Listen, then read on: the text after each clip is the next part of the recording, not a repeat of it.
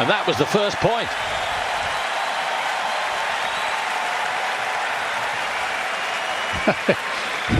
And Djokovic is wincing after 1 point. It looked like agony. It should be sheer delight, because there was no way he should have won this point. Cheeky little drop shot from Nadal, proving expensive. Interesting that he should have chosen to serve, having won the spin of the coin. I think it's a good sign. It's a sign of intent.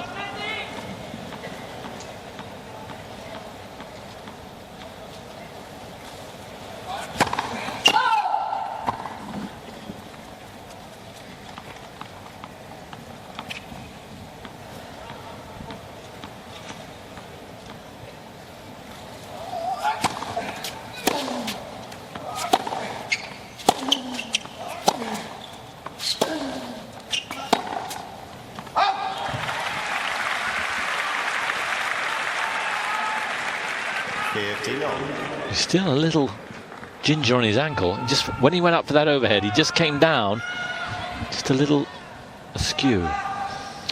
Yes, you certainly don't want anything wrong with you. You don't want niggles, because they tend to get exaggerated, I'm sure, if you play somebody like Nadal.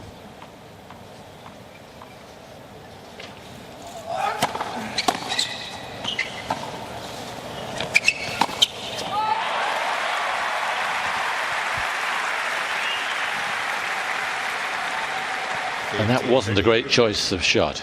No, it's a shot he likes, rather like Agassi used to play it, only Agassi chooses his moments a bit more judiciously.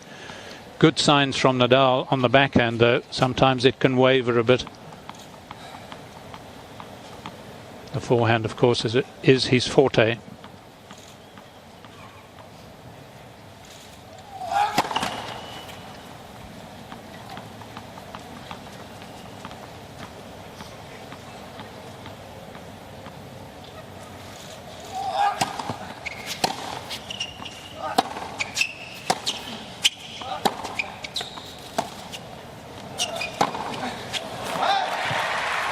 Nice little slice there from Nadal.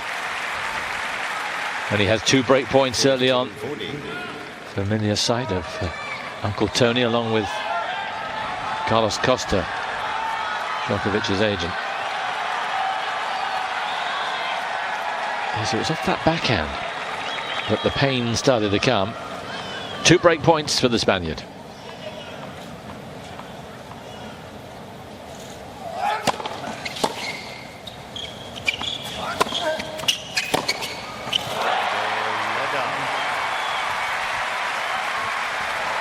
An approach shot that didn't have anything, and Nadal sweeps him up. Now, has Djokovic asked for the trainer? I don't believe so. Well, if he is feeling any pain, I think he should get it seen to right away. He still seems to be flexing his leg.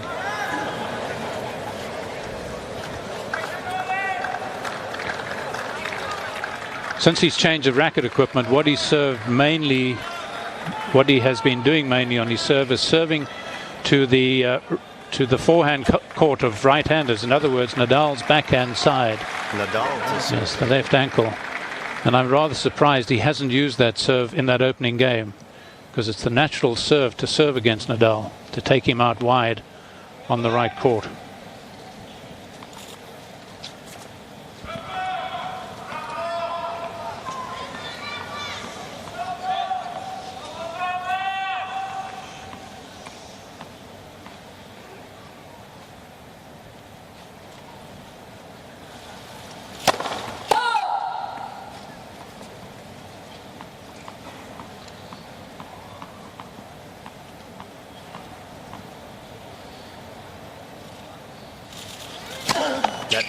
Second serve.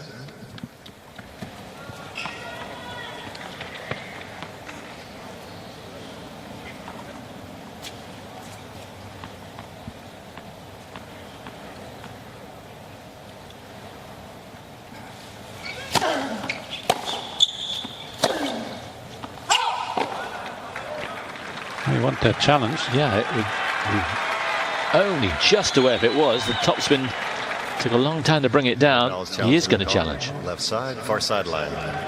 If it's out, it wouldn't have missed by much. And his forehands are very difficult to judge because there's so much spin on them. Wow. Didn't see it out by that much. Nadal with 2 challenges remaining. I think the graphic might be a little awry there.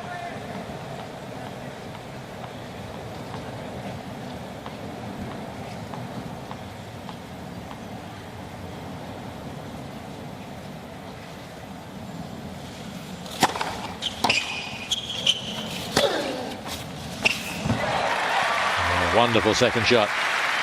Saw Djokovic trying to regain the centre ground.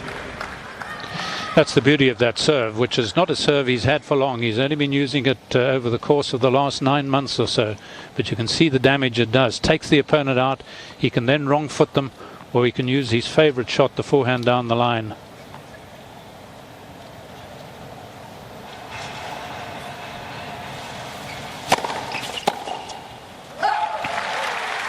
Remember you were saying before the Verdasco match, Drew, that Nadal has to serve well to win this. Do you feel the same here? No, I don't think he's got to serve as well, but I think it just helps his confidence and takes away the wear and tear. And remember, he's lost only 2 serves in the whole of the tournament, which is quite miraculous for Nadal.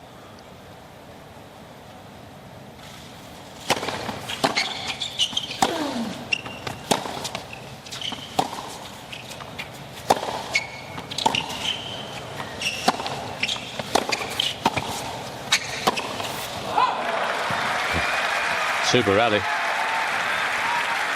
Djokovic brave, and bravery was one of the signature thoughts that we have of him from that Federer match. He was so brave. He was, and he of course has to go for his shots against Nadal.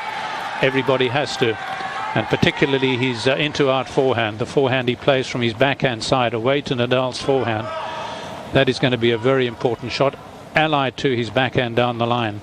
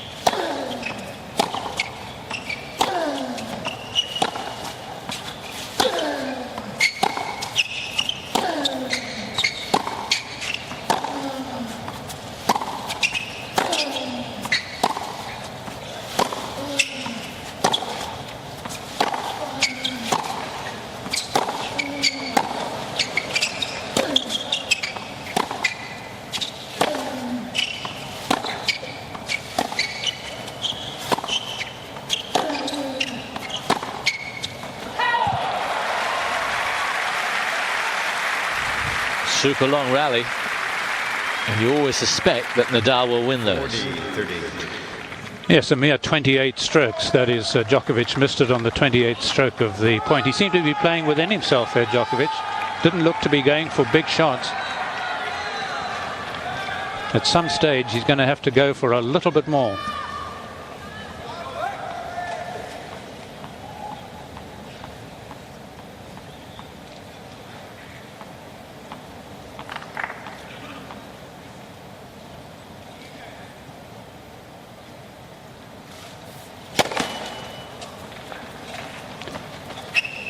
Somebody clapping in the crowd, obviously I would think a Serb supporter, trying to send a message to the umpire with Nadal taking time.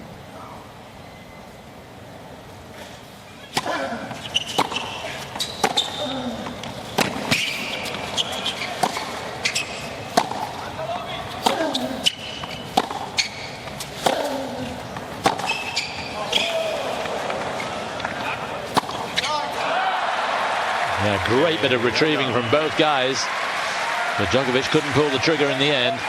Nadal backs up his break. Nadal leads 2 games to love, first set. Well, this is exactly the shot that's going to be very important in this match. It's a test. Not disturb them during the point. Thank you. Very important. Did it put him off? Looked like it might.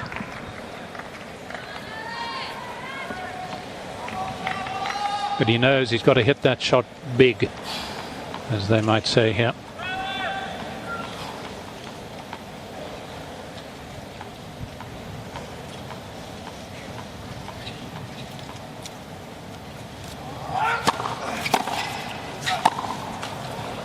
Love 15.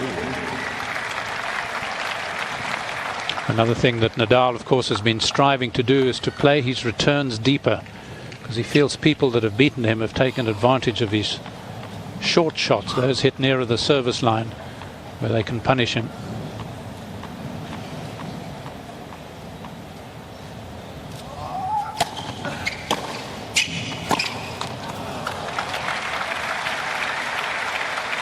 Love 13. One breaker serve isn't a disaster. Two would be pretty crucial. And I think he could kiss goodbye to this first set.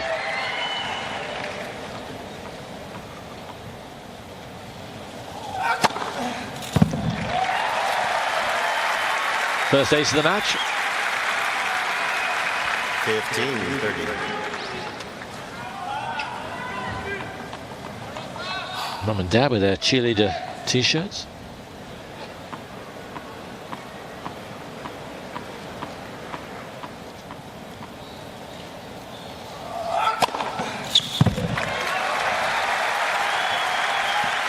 That's the serving that was so proficient against Federer. And that's the serve, that technique hitting across the ball that I think he should use much more on this court now that he's serving to the right court. Even if it's not an ace, it'll pull Nadal out of court.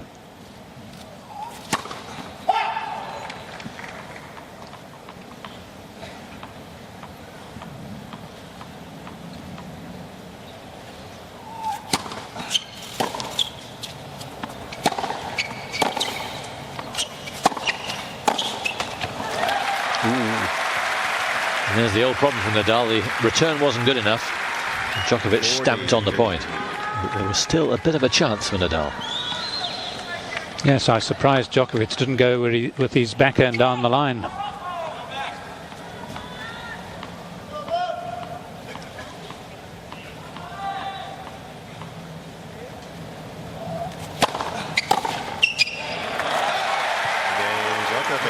Really good serving from Novak Djokovic. He's been asked a lot of questions and answered one there. 2-1. Last game from Djokovic, but how's he going to break the Nadal serve?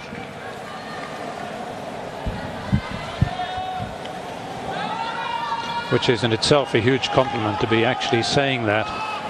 Because there was a time, even if players had lost 2 breaks of serve to Nadal, they felt they still had a chance because Nadal wouldn't serve them off the court.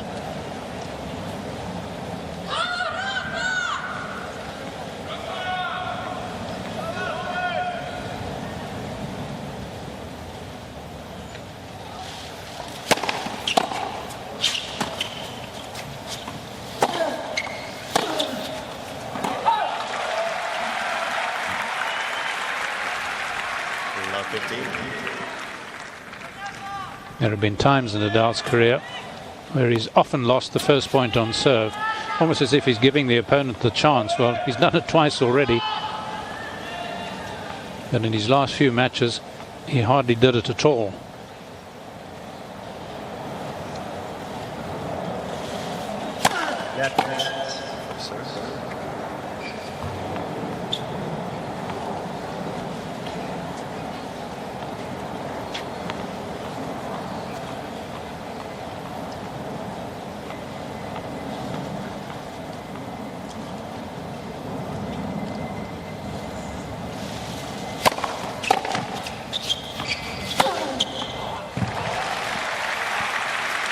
Not much margin for error there. Just a whiplash. He might have wondered where to go, Nadal, whether to play the into-out, but Djokovic actually made his move that early that I'm sure Nadal could see him.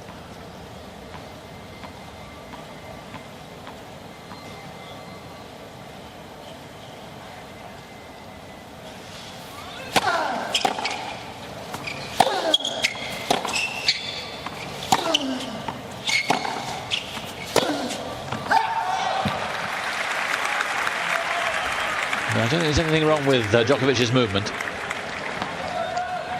I think the alarm's been put to rest.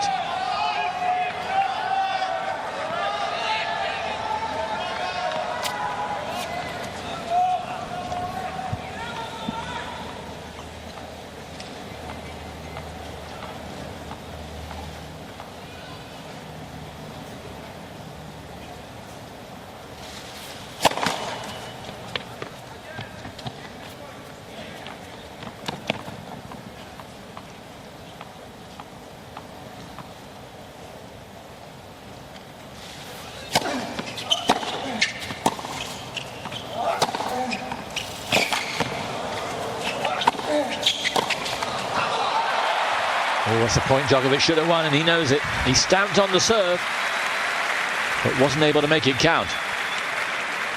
30 all.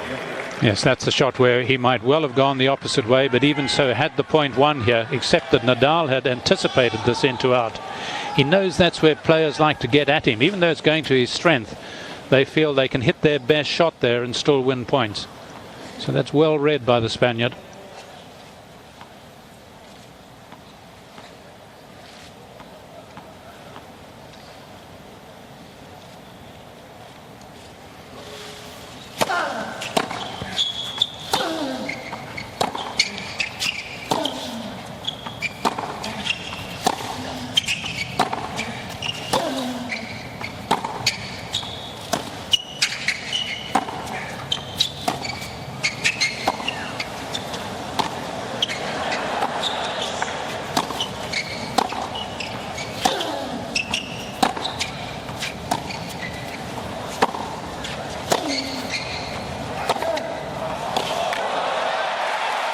Well played, Novak Djokovic. Staying with Nadal. Not being phased. And he did pull the trigger there. 30-40. Yes, on the 24th stroke of the point, and notice where he goes. That's the winning avenue, they feel, against Nadal. Only because you're hitting your best shot and your fastest shot. So you catch him a little short of speed. So his first break point.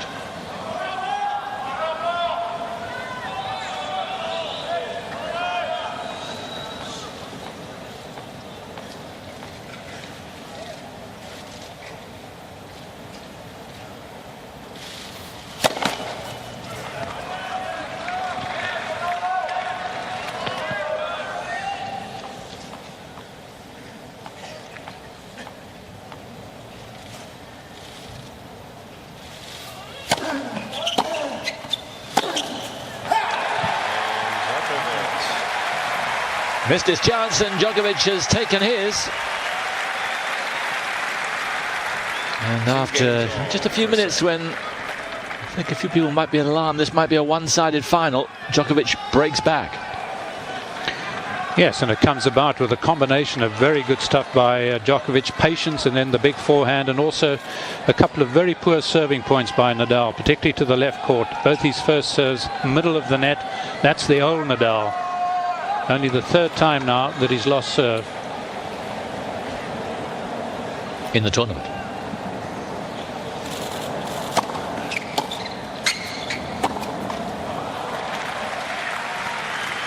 Djokovic has got to back up the break with better hitting than that,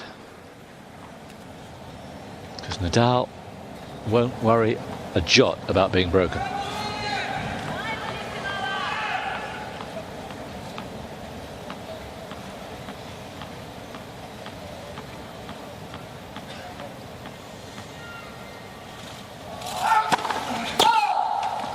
How many ball bounces was that? Nearly 20.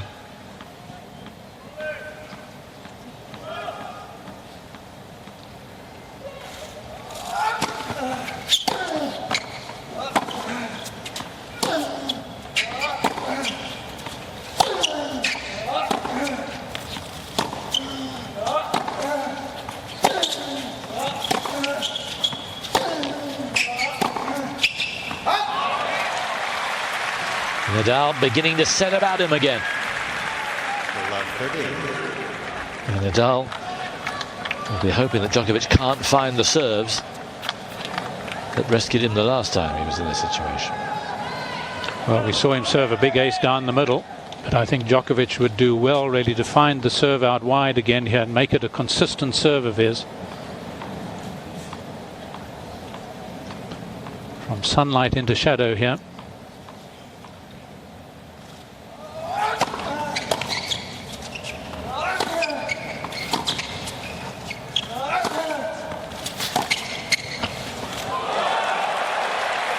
Just got the line.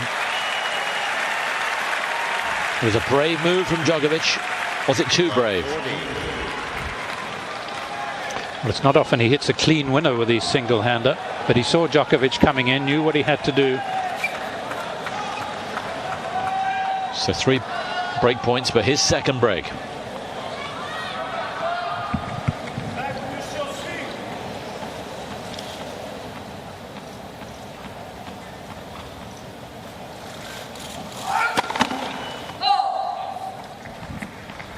And the serving isn't helping him this time.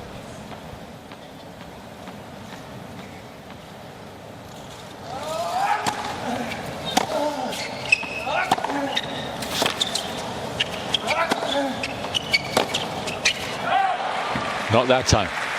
Again, the shot making too short from Nadal. 15-40. Yes, at this level it's so important. The game that Djokovic broke, his returns were deep, keeping Nadal much more on the defensive as a result.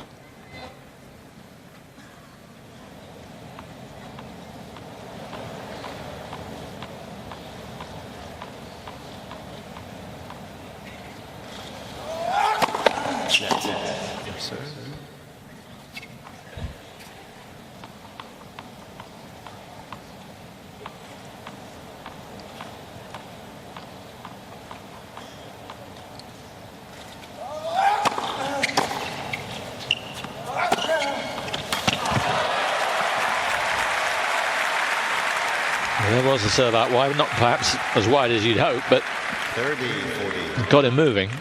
It's a successful recipe, just as Nadal will find it should he use the serve out to the left court, because he knows with Djokovic's power he can be wrong-footed.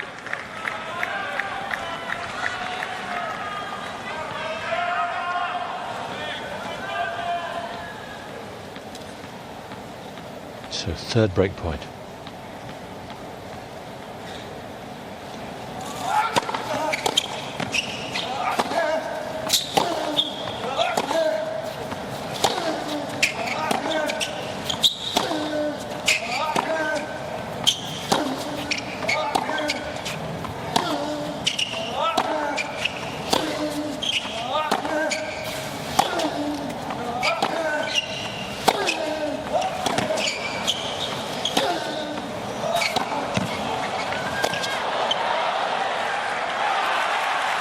Well played, Novak Djokovic.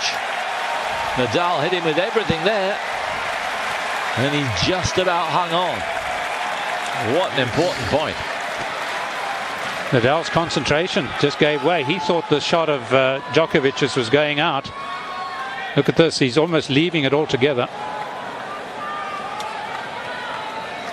What an expensive omission that could prove to be.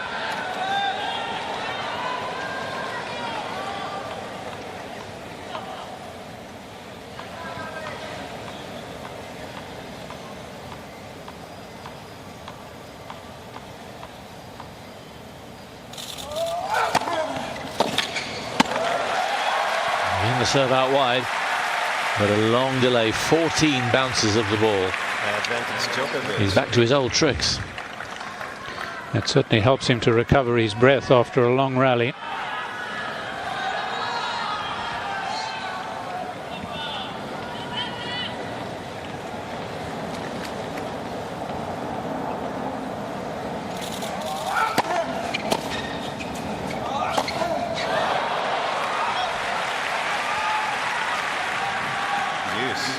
It's often the case when you've played a terrific game to get back into it. You just lose that little bit of concentration for a second, and of course what you now hope is that you get another chance to win the game on your serve.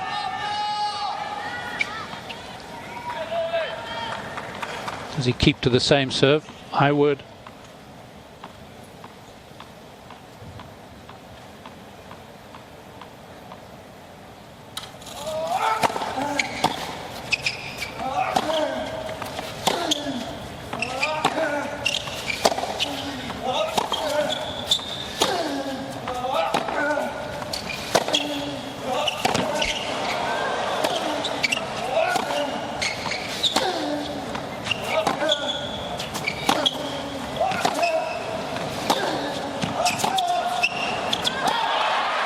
Oh, what a cruel rally. How Djokovic got one of those forehands back early on in the rally, I don't know. That will have done him no good at all. Real punishment.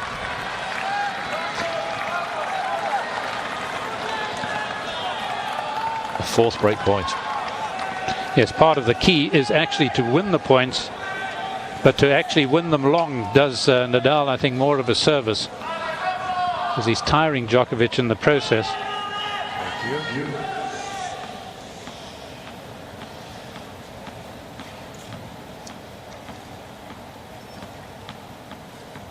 No, this is too much.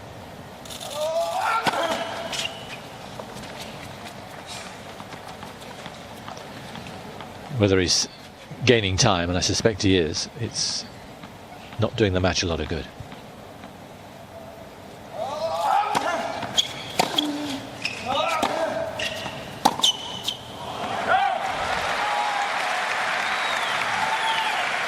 That's rare. Yes.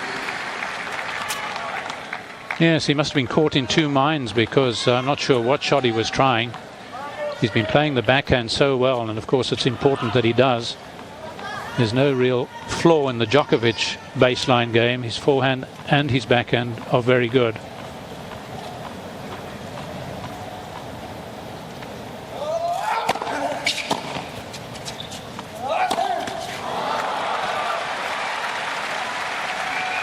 Flexing again. If there is a weakness, Nadal is really going to exploit it.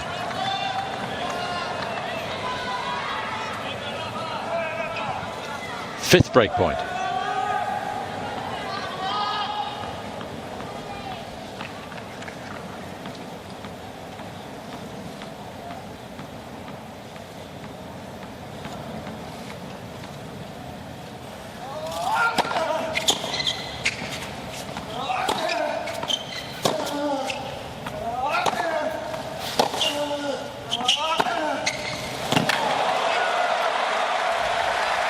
Again, Nadal not deep enough with his shots.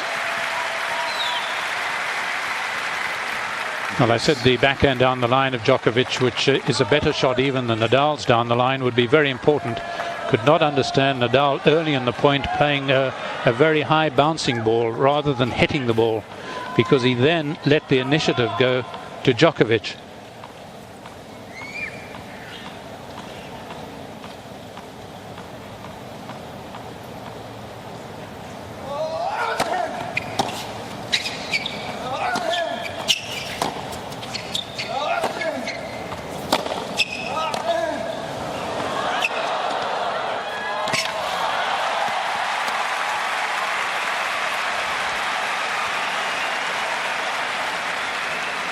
Advantage Nadal. Djokovic whacking at his left ankle as if that's to blame. This is a bit of both. A real bit of masochism. So the sixth break point for the Spaniard. I guess it's better to hit the soles of your feet rather than your head, as he was doing in one of his earlier matches.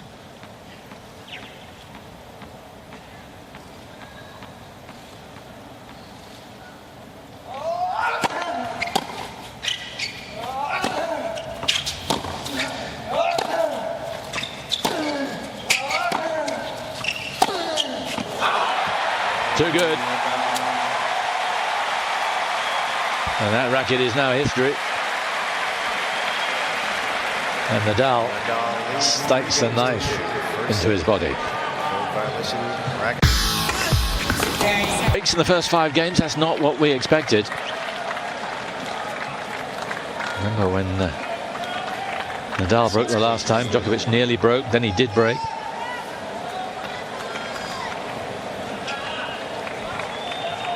Can he do it again? He did get a warning, by the way, for racket abuse.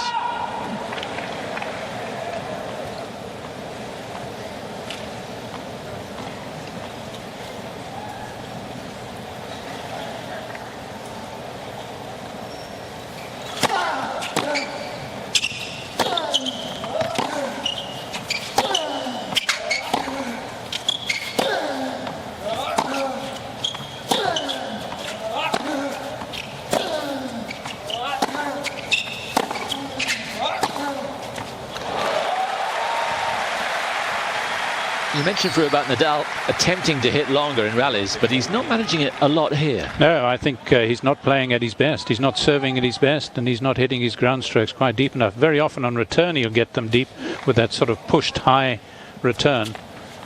But he's given Djokovic the opportunity to attack, and once more he's lost the first point. Against the caliber of Djokovic, you can't afford to do that too often.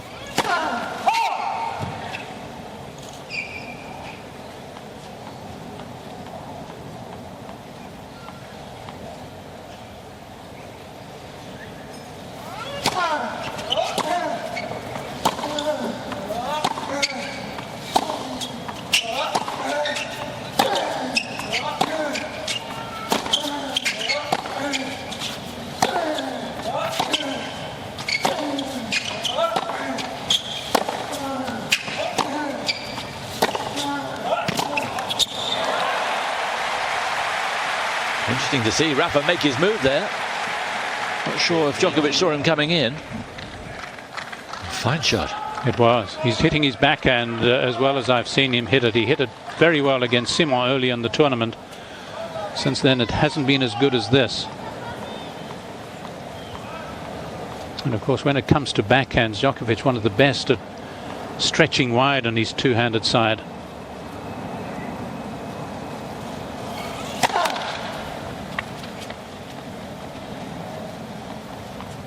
He needs a bit more height on his ball toss.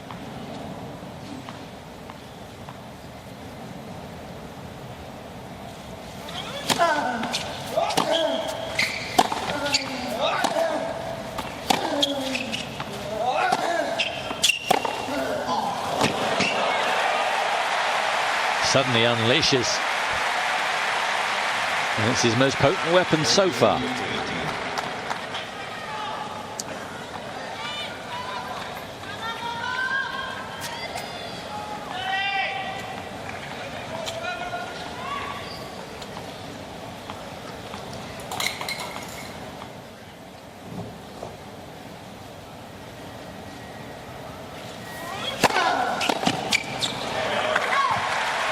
Ball toss absolutely right there.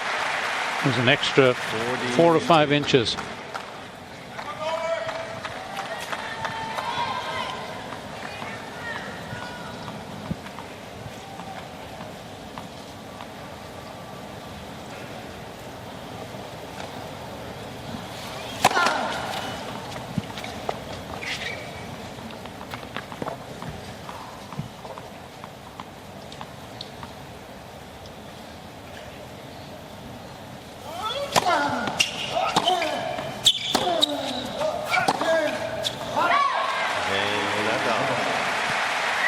It's just a little slow getting out there.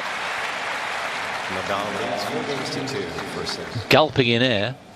Remember, it was 5 or 6 years ago, he had an operation on his nose to try and get the breathing through his nose, but you can tell a lot of it's coming through his mouth right now.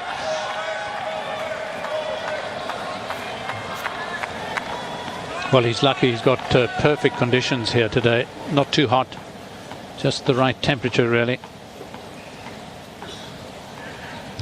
24 when they started.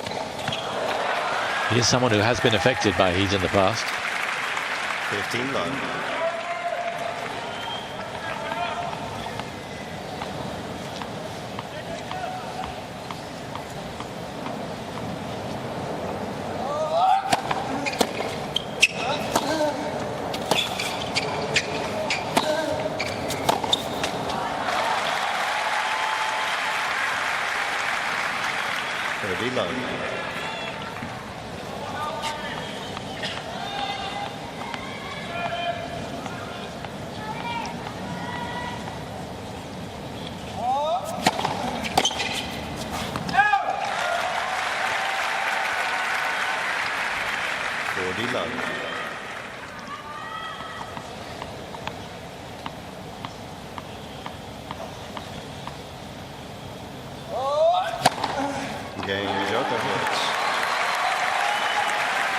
Well, he's leading on aces, that's for sure. 3-0, but it's Nadal ahead on the stats that matter. I think he could. I think he can play even better than he's playing now. I think there's an element of tenseness. It's his first US Open final.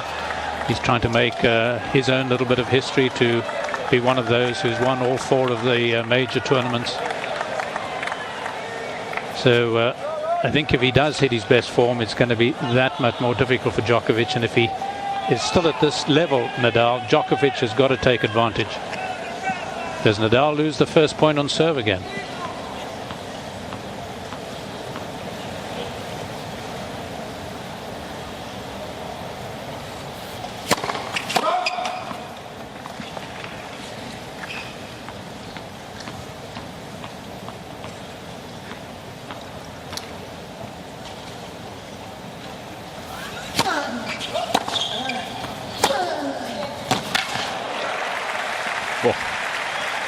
It's a great angle to see it from, the low camera. You can see the fizz that the ball gets, just explodes off the court. Yes, it's been described as a mule kick hit by a lobster claw. And I'm sure it has that sort of effect, particularly when it's hit that deep.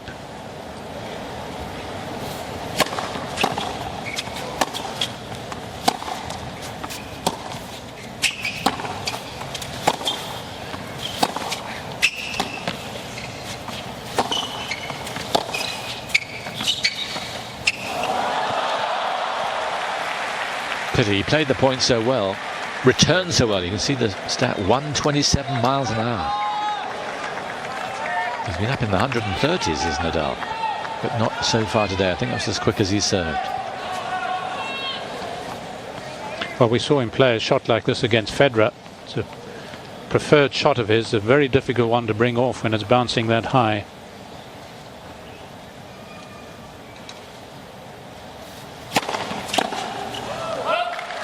By far Nadal's best serving. 128, that one.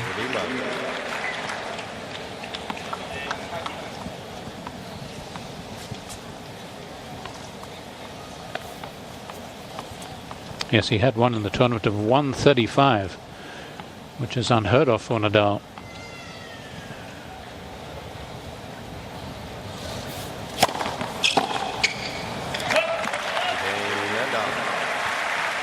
Excellent service game. Nadal leads 5 games to 3. First set. Now that's the sort of game that Djokovic, in all the matches that they've played, they haven't played since the end of the year before, end of last year. He has not ever seen Nadal serve as well as that.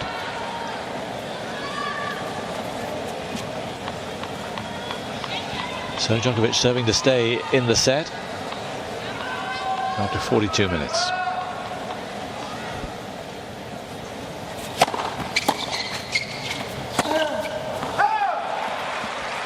Well, that was wild.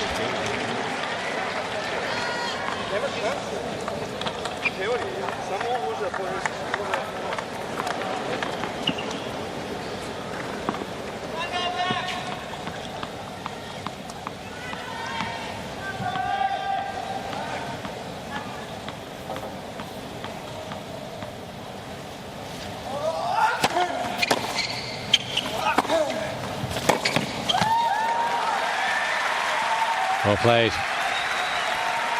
Good serve, good move in. 15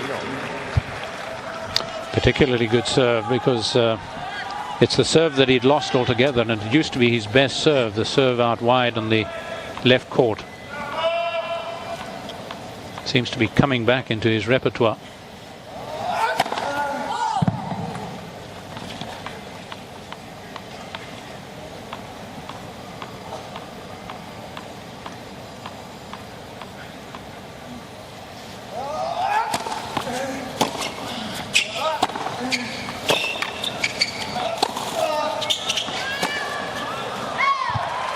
Oh, he's missed it. I was certain he was going to make that. I think he was too.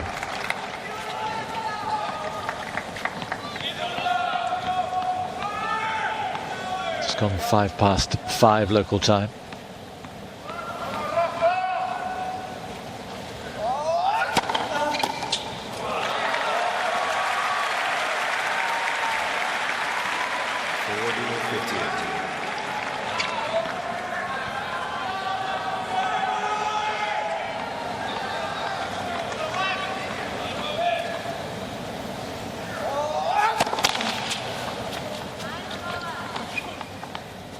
Getting some good wrist snap in these serves.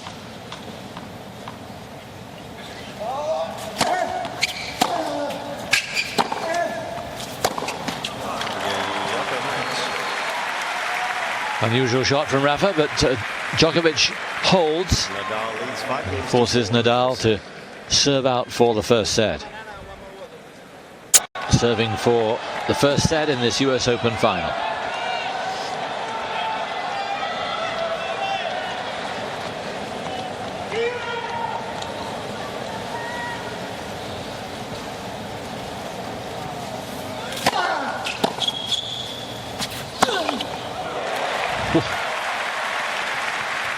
Body serve totally unnerved Djokovic. Yes, that's murderous. Brings him his 9th successive point on serve, Nadal.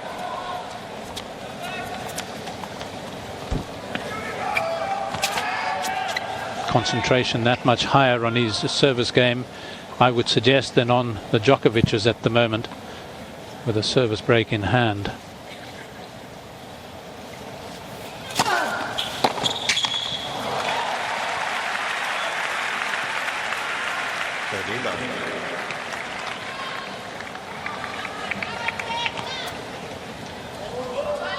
That even he can't afford to relax at all at a stage like this.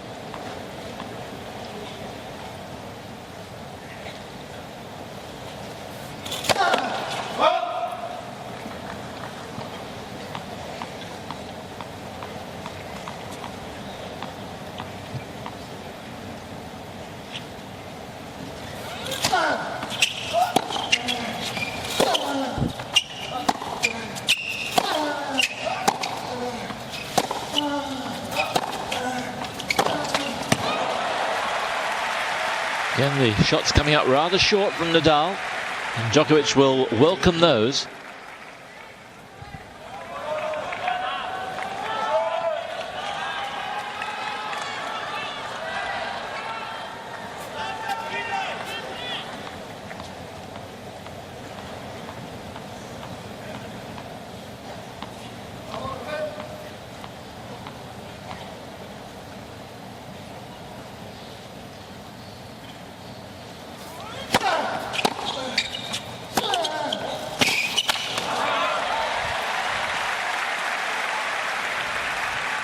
Pressure mounting from Nadal, and here are 2 set points. Look how far back Djokovic was taking that.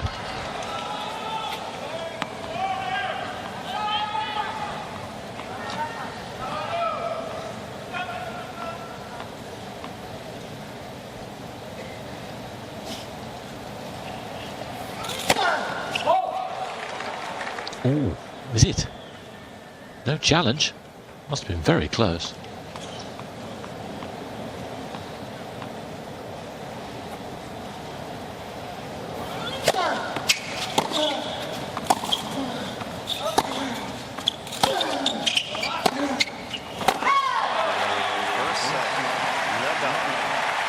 In the end, a countable service game. And many people thought the first set might be crucial here. It has gone to the favourite. You still stand by that? Yes, I do. I mean, I think if Djokovic wins the set, he's definitely back in the match. It's obviously more difficult than if he'd, say, won the first and went on to win in 3 straight. But there's just no way back for him if he loses it.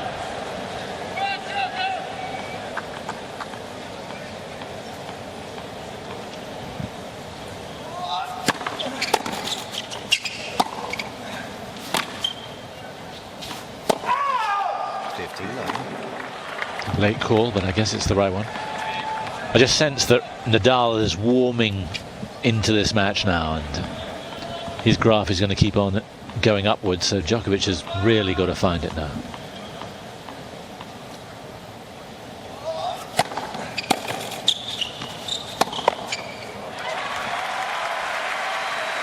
But that'll do for starters. Yes, I think holding Nadal just to the 1 break of serve would have done him some favours. The set certainly wasn't that one-sided. So if he plays his best here, Djokovic, he can get back into it. That was the 19th successive set this tournament for Nadal.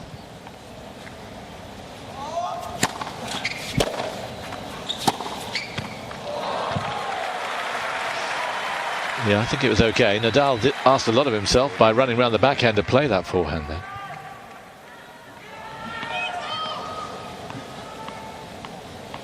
That looks resigned.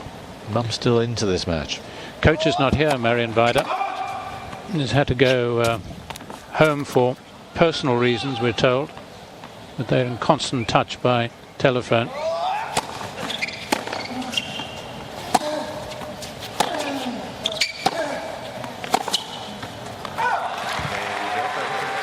What does that tell you, Fru? Coach isn't here.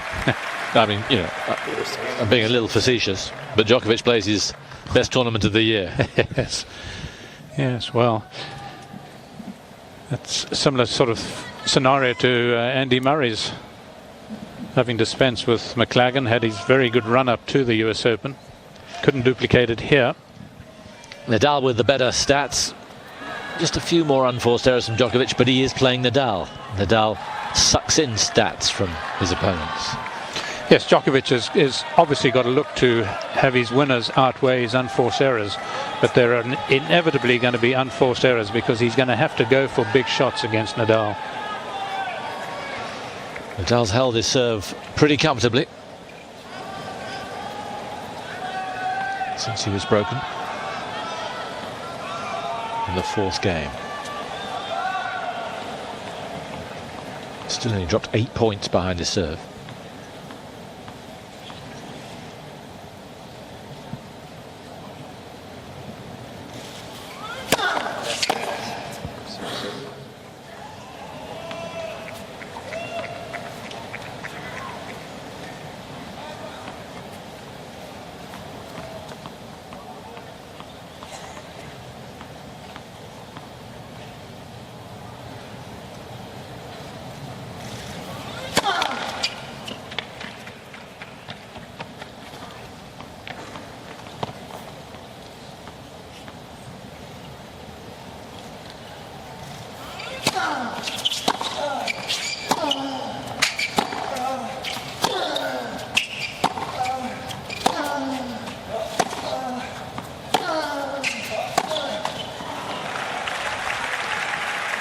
Same pattern really. Nadal not breathtaking with his ground stroke, still half court, and Djokovic can't do anything. There was a certain amount of energy though as Djokovic went to return the serve, but just couldn't keep up his consistency level. There certainly are opportunities though for Djokovic to make the first strike, and I think it's important that he does.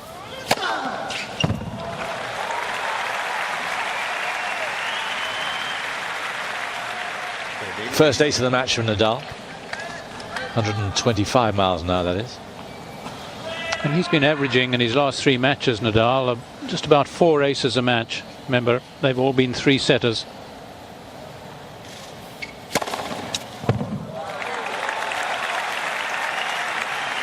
Gave that a flick.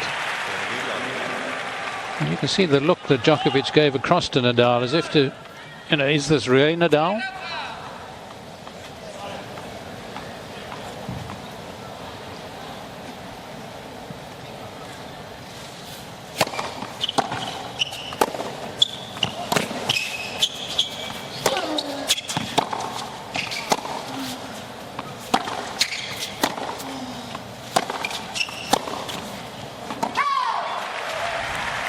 He worked hard for that, Djokovic. Considering it was 40 love, he worked commendably hard. Yes, it was such a good first serve too, but the return really caught Nadal by surprise.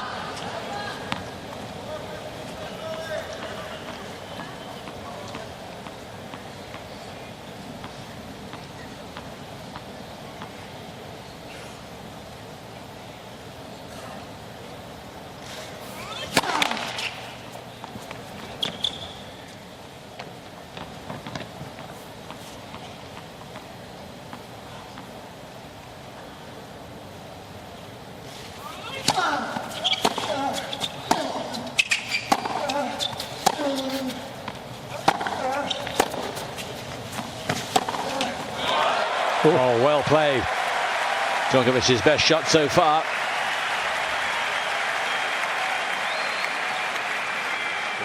And he's having to be quick and he's having to be powerful because Nadal really opens up the court. A little bit of luck perhaps in the Nadal two-hander, but Djokovic takes advantage of it. That's a great shot. Be a feather in his cap if he could pull this one back from 40 love down.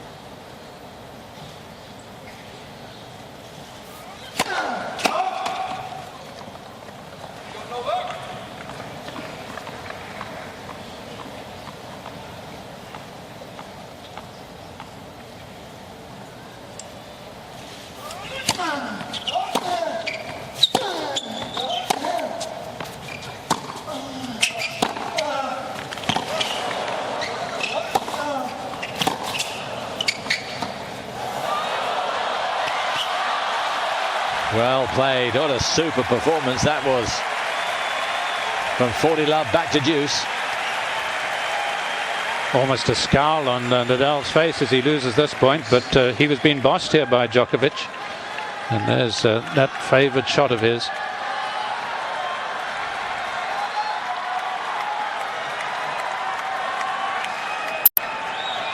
Mum and Dad off their seats. They sense this is the time for Djokovic to stamp his authority on this match.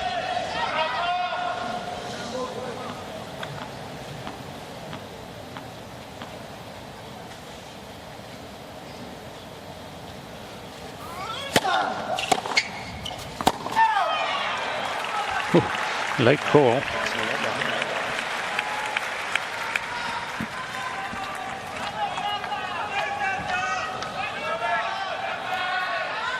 He won't be hard on himself for that because it was a well hit return. Would have had Nadal in trouble.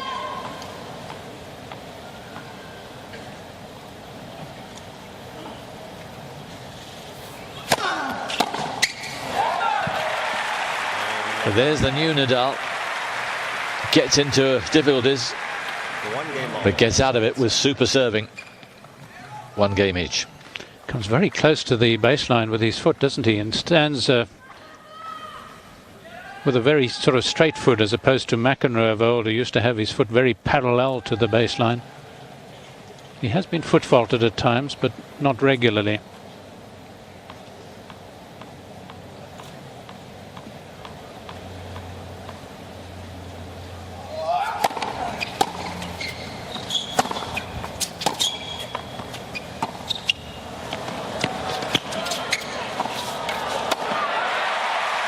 Yeah, he doesn't want to go gung-ho about the drop shot because Nadal is so quick. Any miscalculation and it's curtains. Yes, and might well have won the point had he not been in no man's land here, Djokovic. I don't know why he's just standing still in the middle of the court, because Nadal took a risk by going cross court.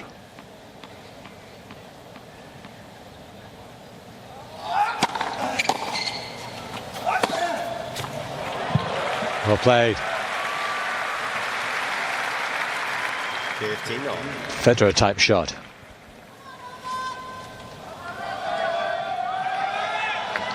Nadal lost just 70 games coming into this final, and at the French he lost 61. It makes such a difference for him, of course, for any player, if they can win in straight sets and lose comparatively few games.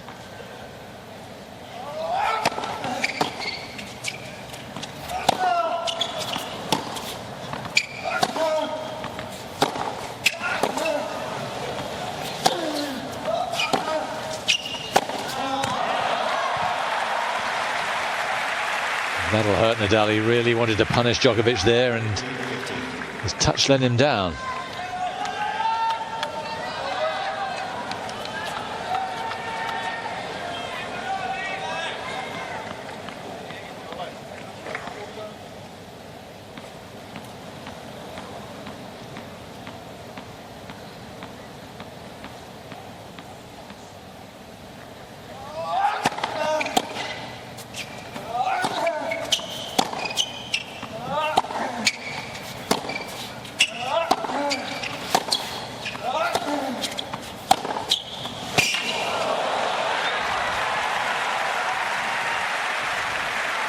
It's looked more devastating, hasn't it, the double-hander than the forehand? Yes, it's pleasing to me because so often we just drool over the forehand, but there's no doubt that the backhand's doing better than the forehand today. Marginally, because the forehand is hit with so much spin at times, it's awkward for the opponent to retrieve it. But it's certainly not as devastating as it can be.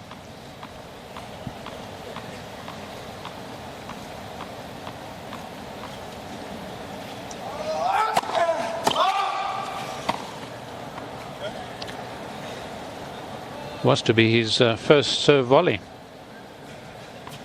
I think it's something he can do from time to time, serving out wide.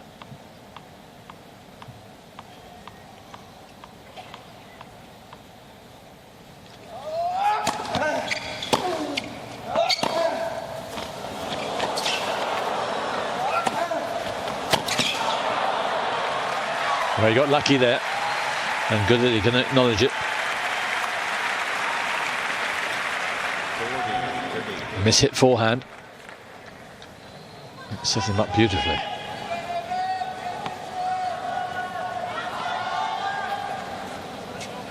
Certainly seems to be moving pretty well.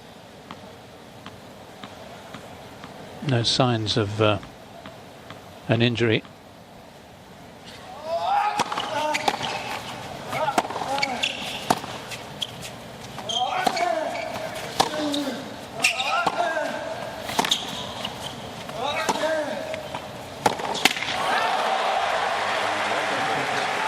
Yeah, and look back at his camp. An impressive game there from Djokovic. He started well in this second set. 2-1.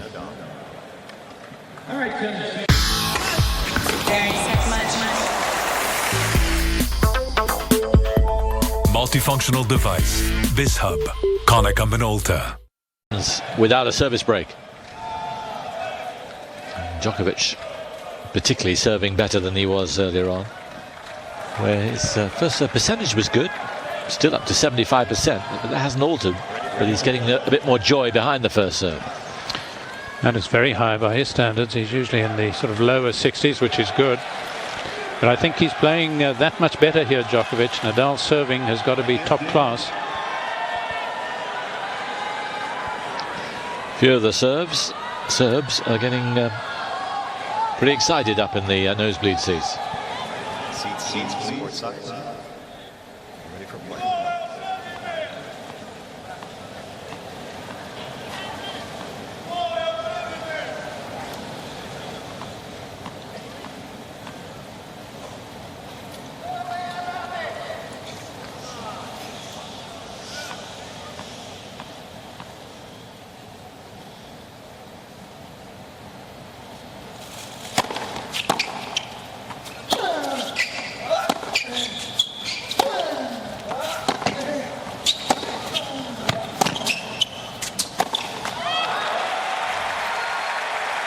Well, that's really respect for the Djokovic ground strokes that Nadal didn't go in. He must have fancied going in behind the forehand.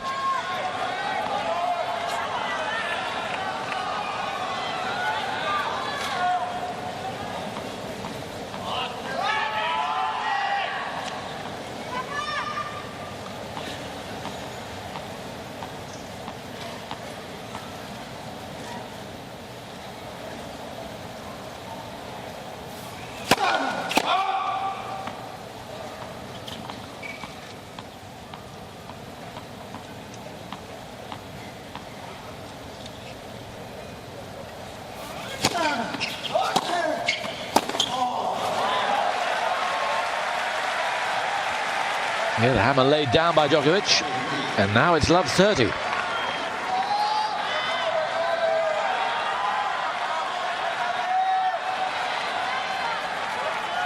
Nadal's serving has got him out of trouble most of the time, all bar one.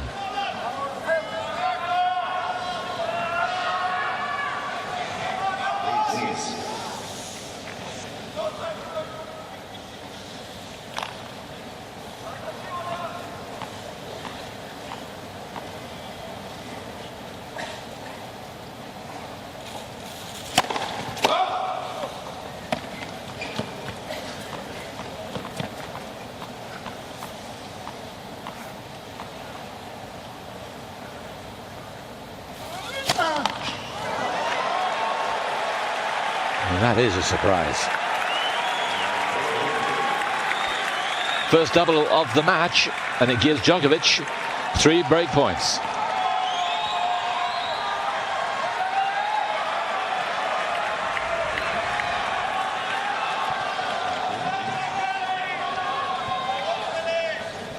Brother's mother and girlfriend. Plenty to talk about at the moment.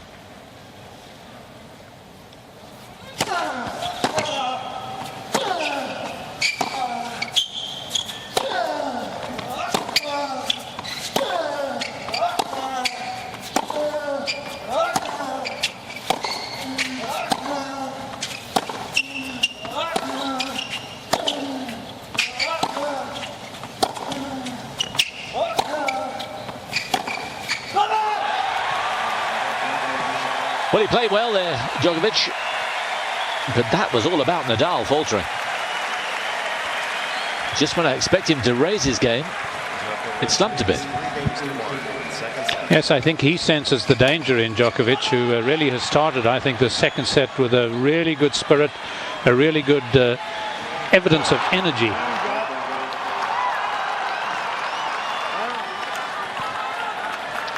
And there's no real weakness for Nadal to exploit. Nadal's just got to play very, very good tennis himself. Otherwise, he'll get hurt.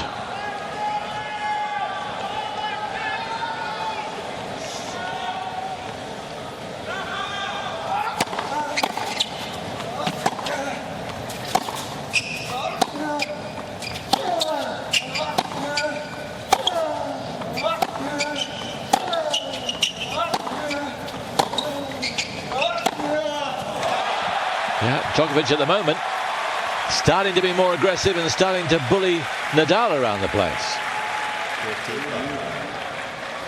Yes, he hits his forehand when he flattens it that much quicker than Nadal's, who of course most of the time is hitting it with a fair amount of spin. So it really accelerates off the court.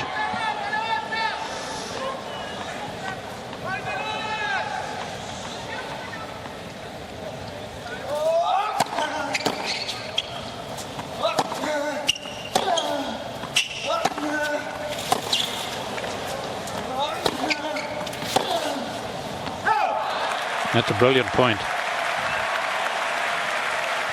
And Nadal having to work so hard to stay in these points now. Djokovic has found his range.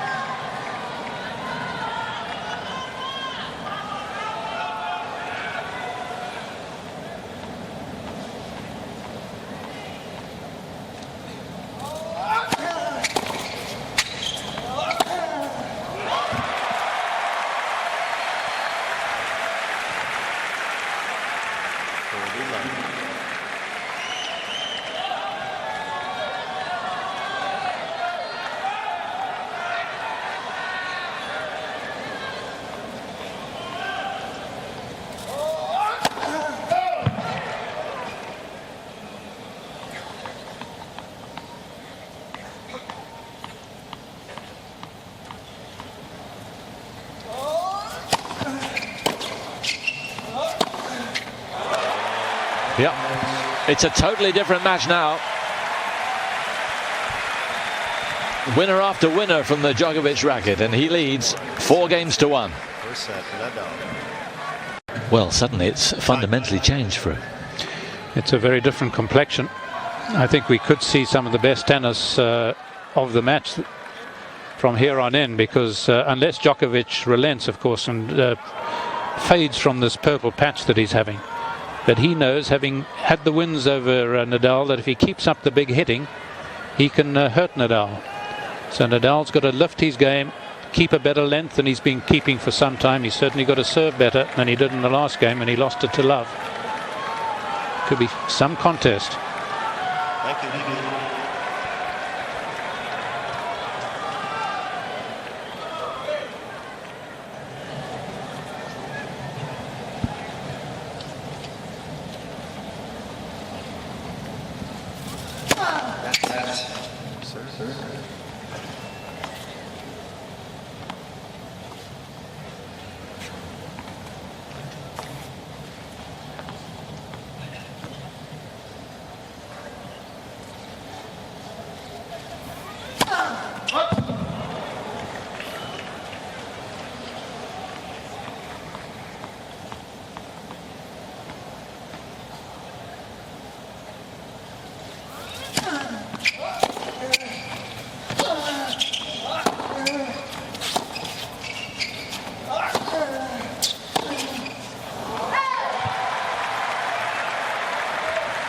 The other factor is the weather forecast is changing, and we now understand there could be severe weather later on. How much later on is open to doubt, but they're saying maybe some rain within an hour. Certainly plenty of storms in Nadal's head. What's happening right now?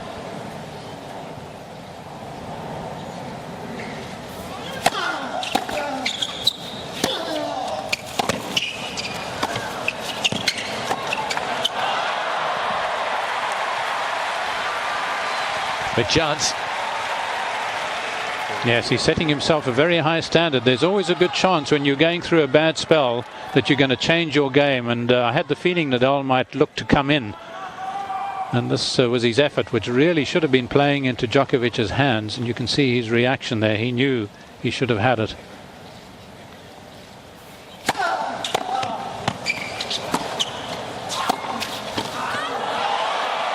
Oh, that's gorgeous from Nadal.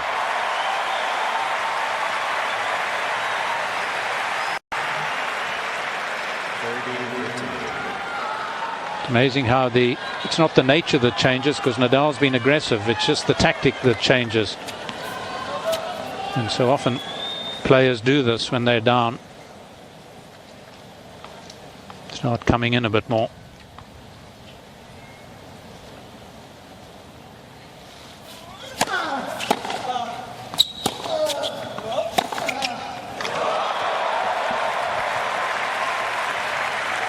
This is great from Djokovic. Yes, in baseball terms, this would be a home run, and he's going for those. And he's got his eye in, and he's seeing the ball big.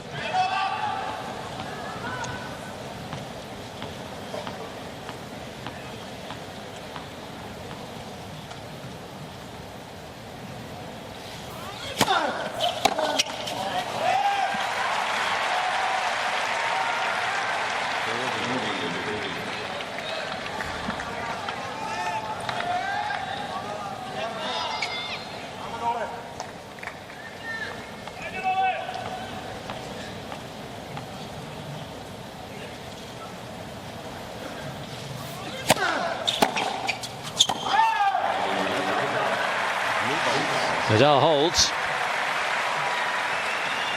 He's had a quick look at the 15-minute forecast here, and they're saying that rain will start in around 20 minutes time, and that there will be one heck of a thunderstorm at around 6:30.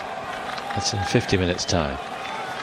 And of course no covers here at all, so it could be a very long night. Thank you.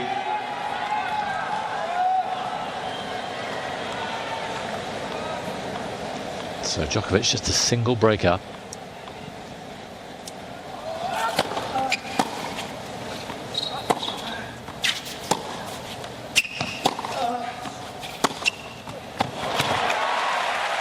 Yes, Nadal's made it.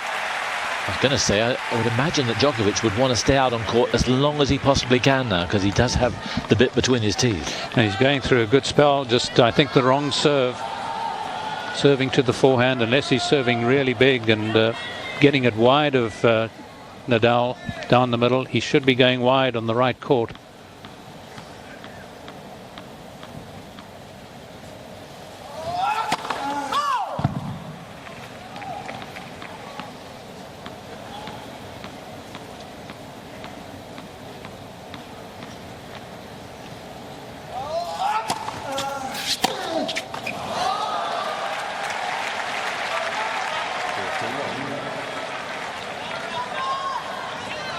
Well, that's the first howler really from Nadal. Important point that it was.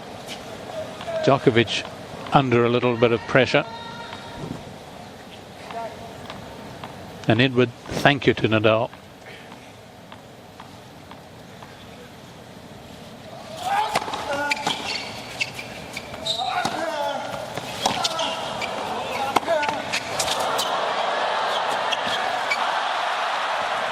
Rafa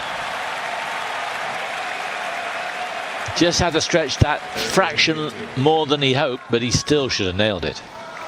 Yes, I think this reveals a little bit of tension here. He feels he's got to play the absolutely perfect shot.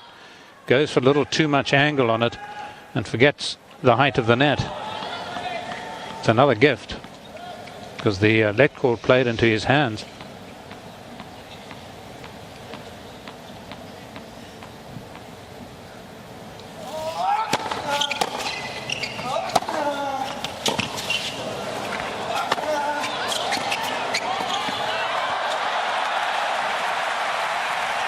Again, Nadal couldn't do what he should have done from the back, and Djokovic, well, his big shots are bigger than Nadal's. And a very clever stop volley with Nadal behind the baseline.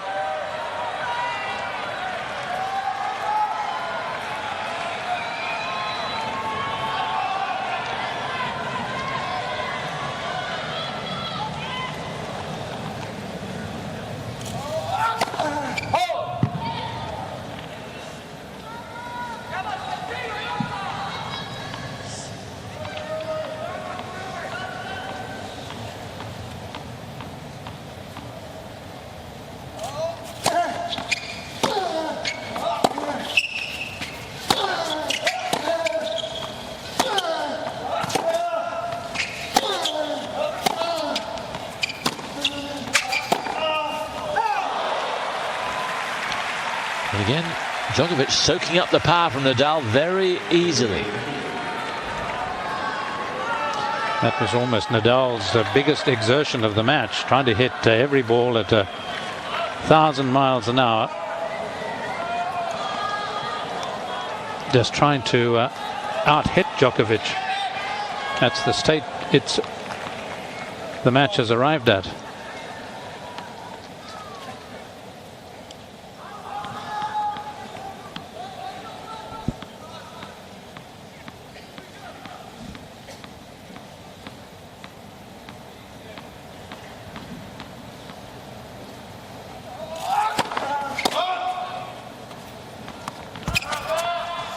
Bit like water torture, isn't it? The bouncing of the ball. You can say that again.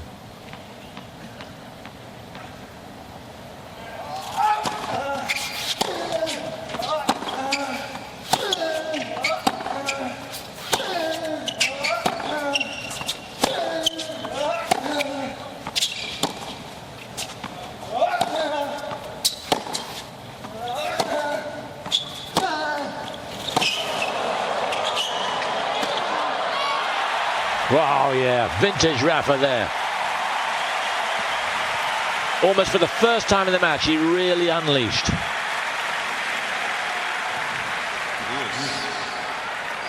Yes, I was saying Djokovic's backhand down the line is a better shot than Nadal's, but here it's Nadal's backhand down the line that opens up the court for that vicious forehand.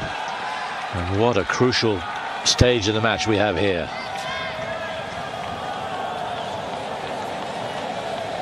Do we get a serve volley from Djokovic? Please.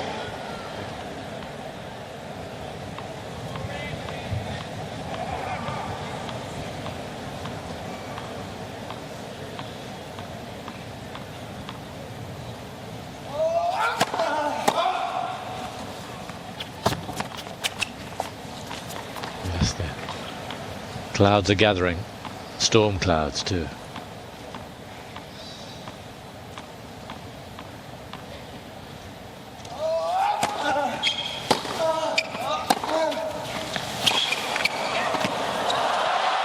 No!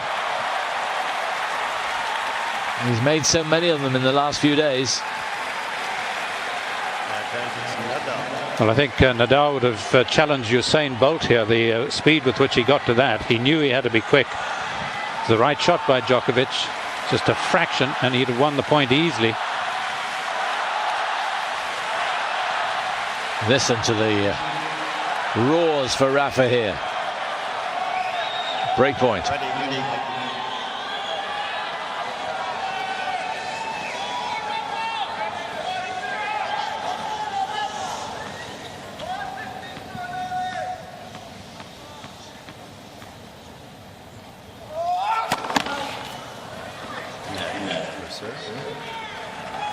Now, it's at times like this when he was at his best on serving, he'd go out wide with a really good serve, even to a left-hander.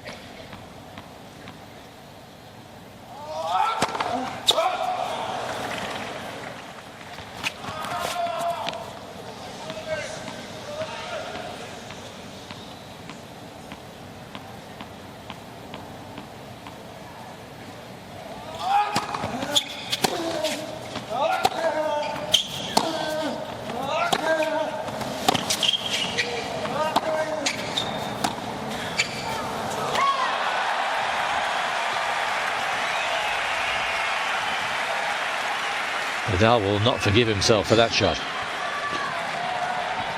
Yes, in the end he had to sort of stretch as he played that single-handed slice. The ball was a little far away from him. Whether the wind took it, but I think it was really his own fault, not using his feet, getting close enough to it. Whatever it was, it's a big error.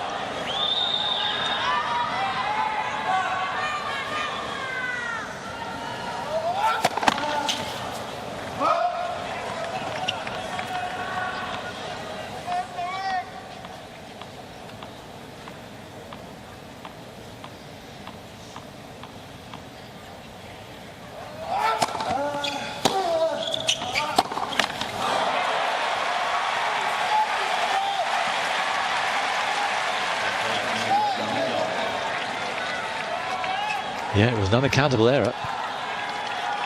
Yes, loaded up the topspin, but he's dealt with the topspin so well. Yes, it just shows how the concentration has to be so good, the technique, and that's what let him down just a little on the backhand. He had to stretch for his. Everything's got to be pinpoint accurate. Nadal 2 out of 8 on break points. Here's a second in this game.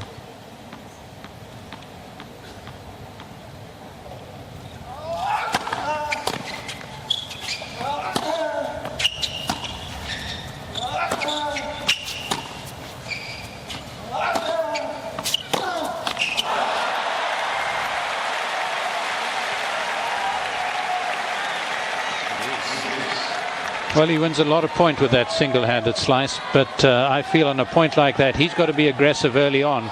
He plays 2 single-handed slices, then switches to the two-hand, and he's asking a lot of himself to suddenly come up with a big two-hander.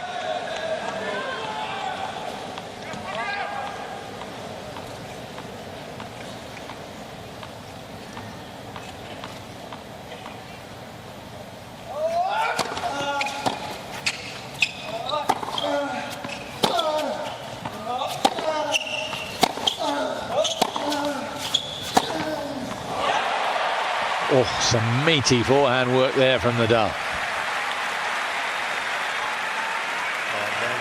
But he's inconsistent in this game. Spectacular rallies like that, and then an unforced error. Yes, this is almost the shot of the match. I mean, it is really such an awkward one. Look where he's playing it from. The alley on the far side, as the Americans would say.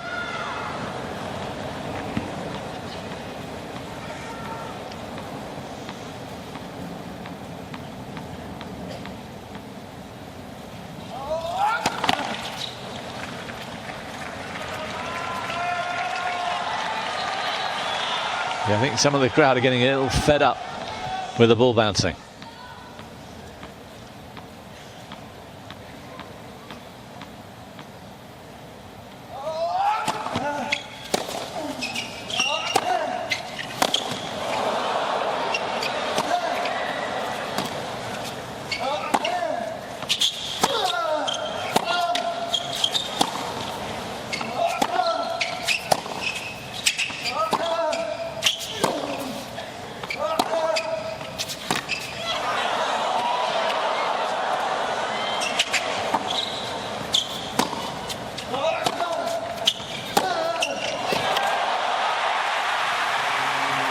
Magnificent rally, but he got lucky. A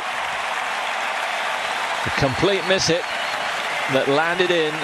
The Nadal has broken back, and it is 3-4. Might stamp his authority on it at the start of the second. Djokovic instead taking over, and then Nadal's broken back. Well, Djokovic showing a lot of pluck, and of course he needs to right away here.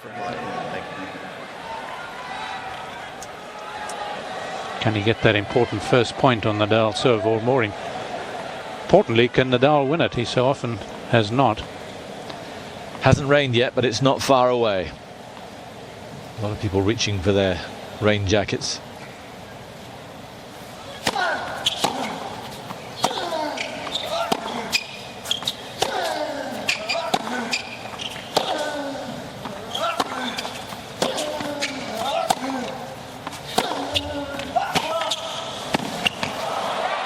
It's a good volley. Djokovic asking the question. Yes, an old-fashioned approach, but using that two-hander so effectively, even getting inside it and drifting the ball away a little bit from Djokovic. We're seeing a lot more of Nadal at the net, and of course if he comes up behind approach shots like that, why not?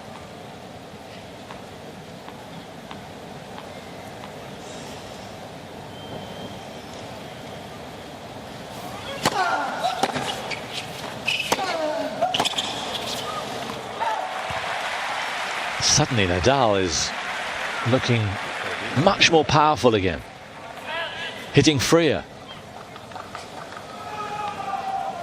And I think his options just become that much more expanded when he uses that wide serve. Even though Djokovic is very good at returning on the two-hander, there's restricted reach on the two-handed side, so you're capable of stretching him more. Talk about being stretched. He dislocated a hip there.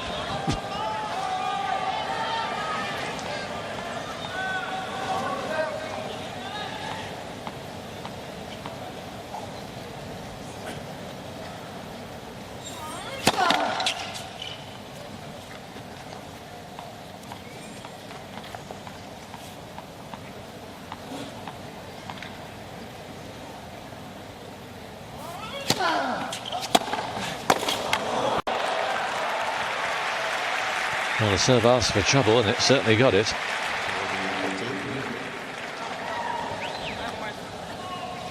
Remember, he pegged him back to deuce in the opening Nadal service game of this set.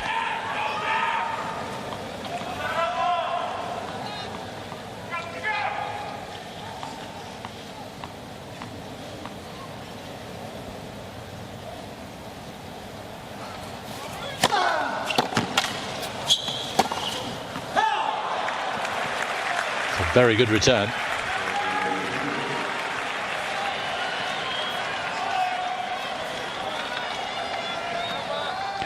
Notice he uses his own towel, or not necessarily his own towels, but they're very different towels from the towels all the other players use. They just use the white towels, which leaves that fluff on the chin of Djokovic.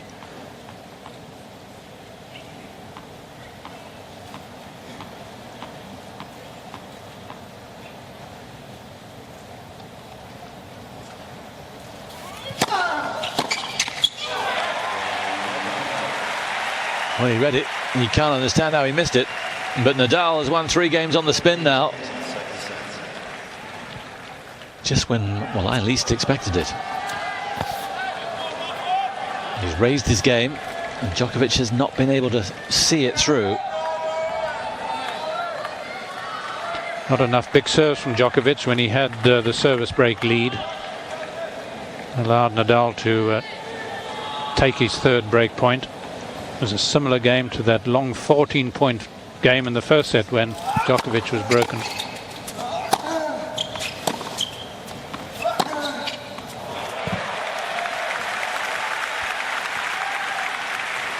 Taking no prisoners there.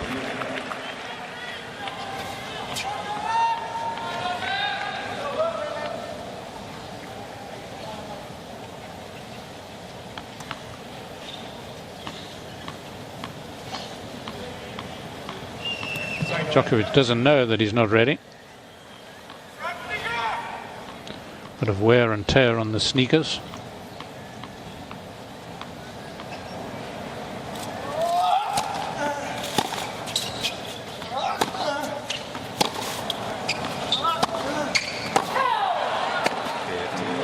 Not sure the first one wasn't out. Everybody looking skywards as if they're expecting something bad.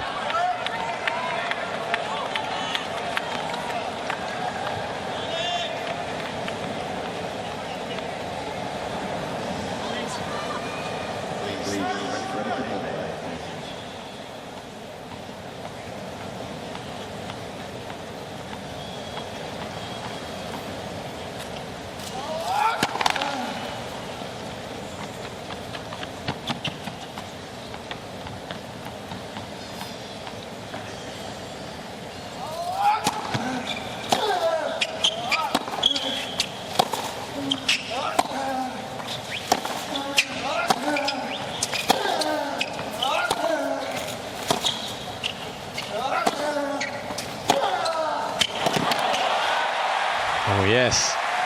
Nadal again expecting the forehand into out and was there for it.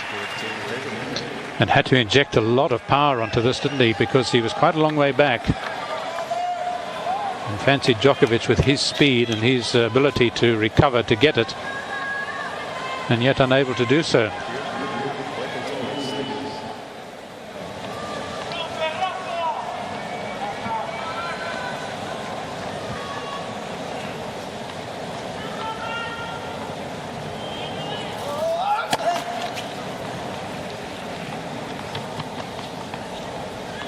And with people moving about, the service concentration can be broken.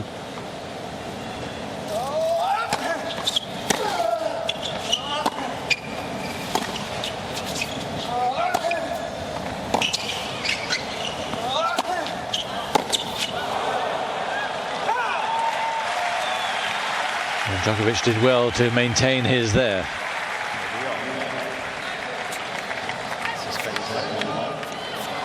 And it has started raining. Well, we suspected it, and right on cue they said 6 o'clock. It's 2 minutes past. And from what we're hearing, there could be a substantial delay in play here.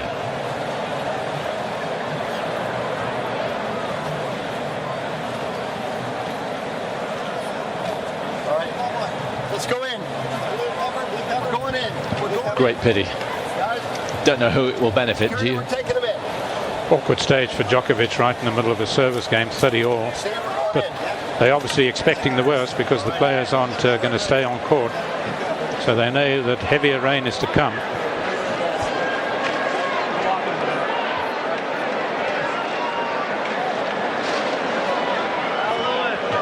We're expecting the rain to get very heavy in about half an hour's time, and then it will continue for perhaps 2 hours.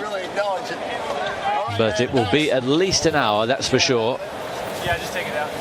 We're going to take a break, and then we'll show you a repeat of the women's final, Kleisters against Vonareva. Be sure as soon as there's any sign of action, you'll be back with us live. Tournament, and you don't intend to.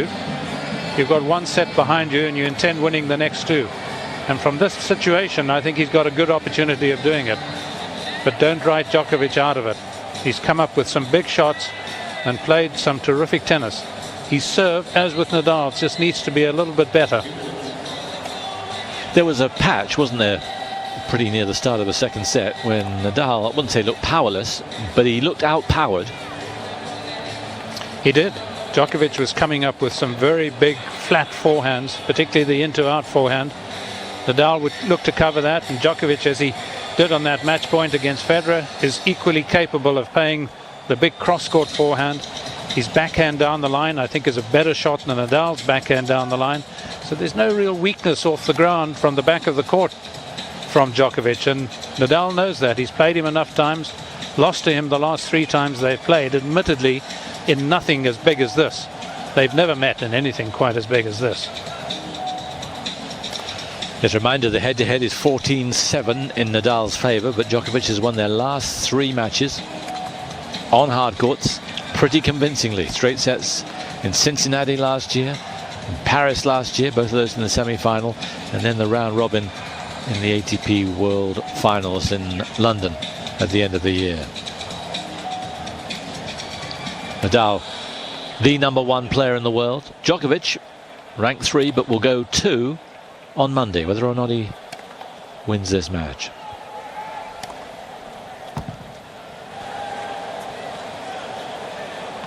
Neither's been ultra consistent in this match. Passages where they've both been strutting their stuff and really doing what they know they can do, but those patches haven't lasted too long. No, and given that Nadal broke in the very first game of the match, I think there were many expectations that he might just race away with it. But it was the second Nadal service game that Djokovic was able to get back, and of course that was pretty important. And then even towards the end of the first set, there were signs that Djokovic was not feeling overawed by the occasion. Of course, he's won a major before, the Australian Open, so he knows what it takes to win these. But it's a very different Nadal that he's playing these days from Nadal that he beat 3 times last year. It's a much more powerful Nadal, keeping a better length generally, although when he's played the ball short, Djokovic has been quick to take advantage. There have been 1 or 2 games from Nadal where he's really served quite dynamically, and that is not something that Djokovic has encountered from Nadal in the past. Nadal needs to keep that sort of serving up. Time. So, umpire Steve Ulrich scored time. Let's see what immediate effect that has on Djokovic, and particularly Nadal.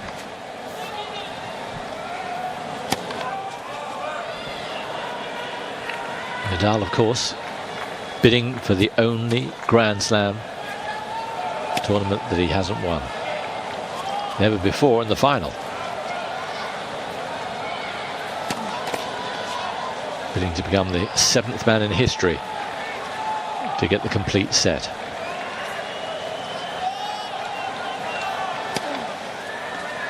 And it's almost irrelevant, but it is of some interest. There hasn't been a left-handed winner here since 1984.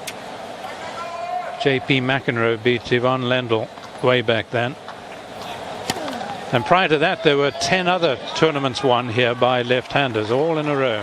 McEnroe, Connors, Vilas, Orantes. So it's a set to Nadal, 4-all, 30-all.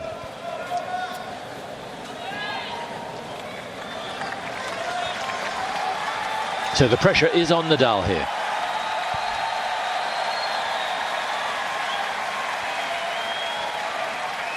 Can he get the break? Djokovic at 30-all. Huge pressure on him too. It's a vital stage of the match when they both come out cold.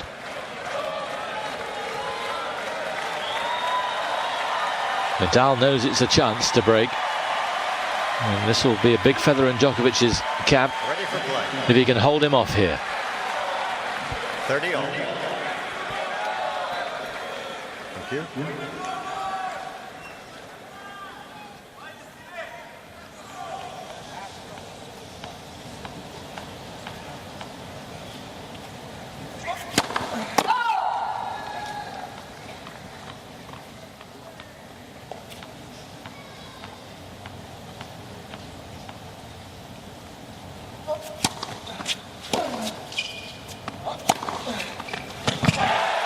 Wow. Some start. 40, 30.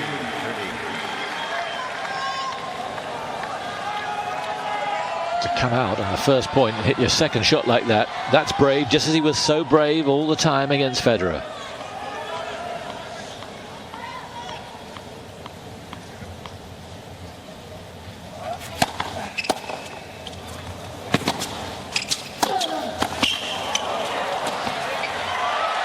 Oh yes, so cool. It wasn't the worst volley from Djokovic. No, it's never a bad volley when you can keep the ball reasonably low. Nadal having played a forehand. But witness this two-hander of Nadal's. It's the shot really that stood out for me. It's almost been the match, if not slightly better than the forehand.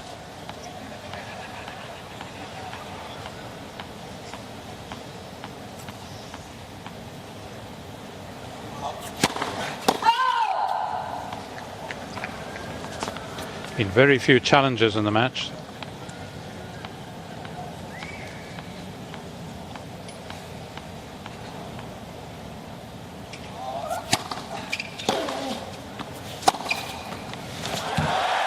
Yeah, brave second serve.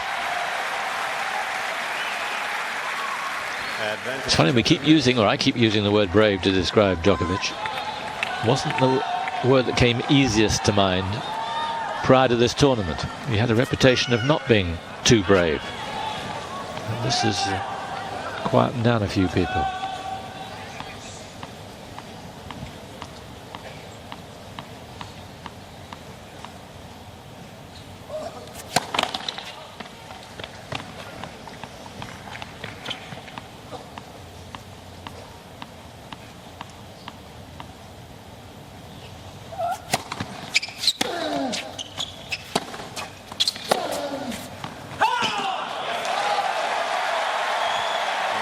Challenge on the call. Nadal challenges the call, but walks to his chair. Don't think he's sure. Djokovic was pretty quick to call for the towel, as if he was absolutely certain this was out. It's not.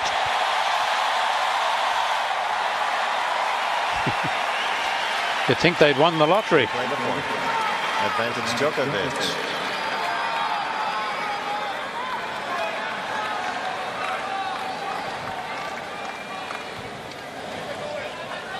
Can't see the egg on his face. Umpire Ulrich, of course.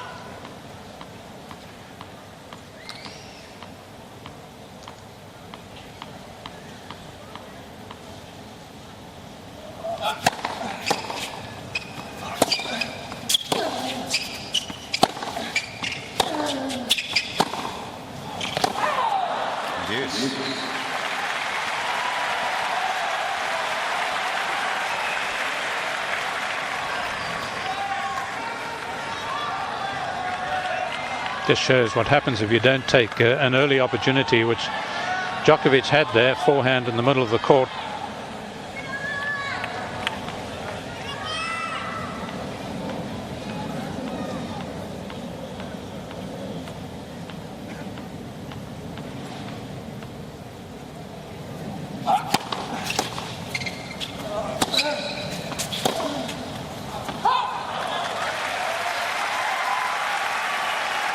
Nadal did well to cope with the serve.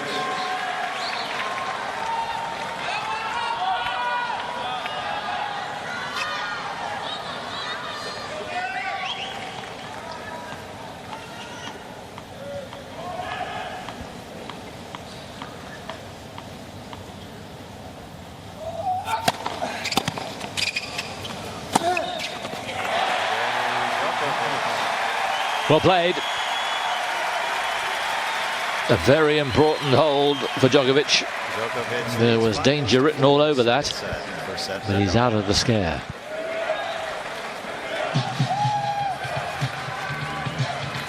That'll be a relief. Very important hole, surely, because the onus and the burden is now very much on Nadal. He's got to come up cold, as it were, for his first service game for quite some time. And even though he's a set-up, there'll be a little bit of nerves in him. It's very important, really, for him to win the opening point, I feel. Otherwise, Djokovic can afford to be brave, and should be brave, because that's how he came out of the firing line against Federer, and that's how he's won his important and massive points here, using that big forehand particularly. And it's a long time to be out of the court. About an hour and a half they were, and I'm sure in the discussions they had, they were talking about the match in general, but particularly they would have had particular focus on those points that we've just seen. Yeah, no, absolutely.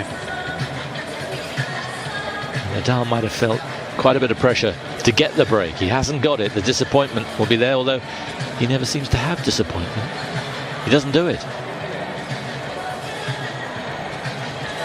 Djokovic certainly does, but we've seen less of it this fortnight, which is probably why he's still with us. Except in the first match against Troitsky, I could see quite a bit of disappointment in that. Yes, he looked for all the world as if he were going to lose that match against his countrymen.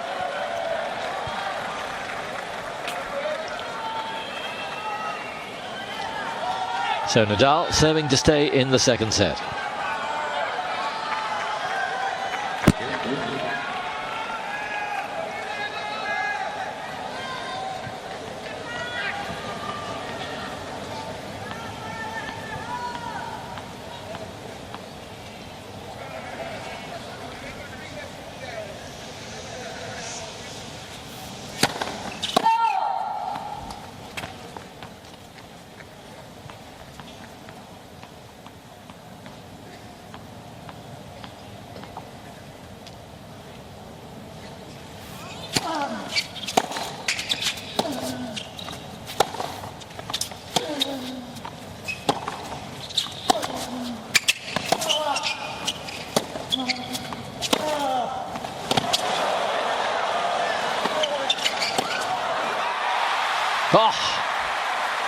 Again, Djokovic will berate himself for not winning the point, but what a point it was. Well, did he have Nadal on the ropes when Nadal pushed this one? It's just a matter of where Djokovic goes here, and one's got to compliment Nadal on anticipating it. He had the option of going to Nadal's backhand. He read him like an open book.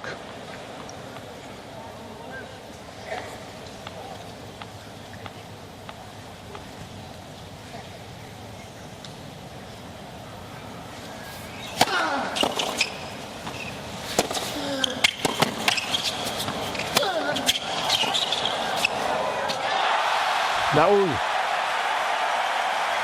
Well played, Novak Djokovic, but Nadal let it go. Completely misread it. It wasn't a clean hit, and Nadal got it all wrong.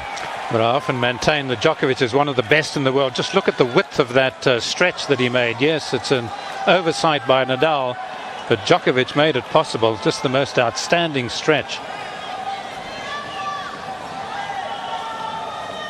You're never sure, when even with Nadal's shot, that you're going to hit a clean winner when he moves to his backhand.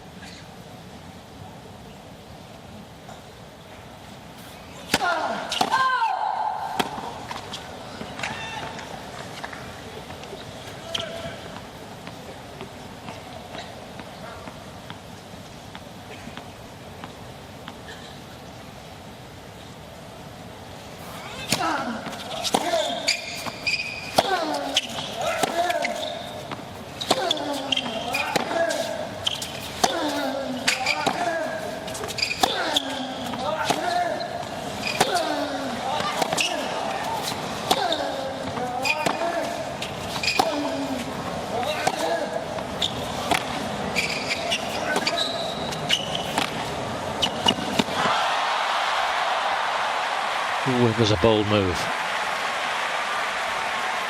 and he's not that good a volleyer. He thought he'd sneak in. He hasn't done much of that. Nadal, actually, when he was a little pushed in the during the second set, has come in quite a bit. Not a bad play by Djokovic.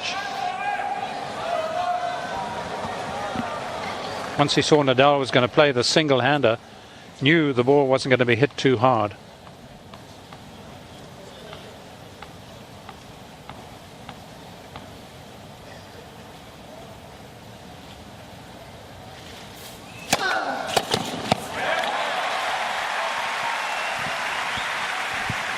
One of his fastest serves. In fact, I think it might be his fastest serve of the match. 129 miles an hour.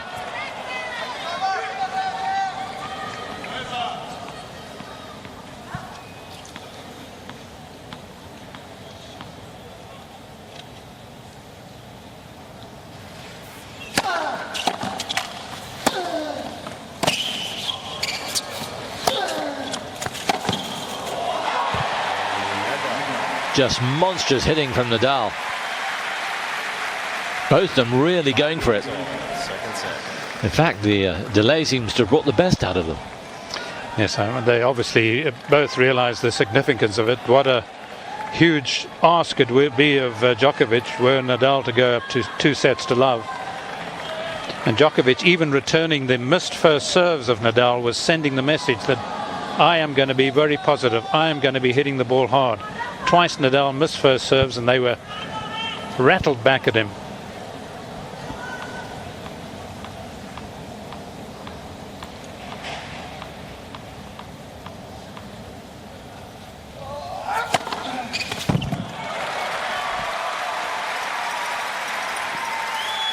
Djokovic again moves ahead on aces, 4-3.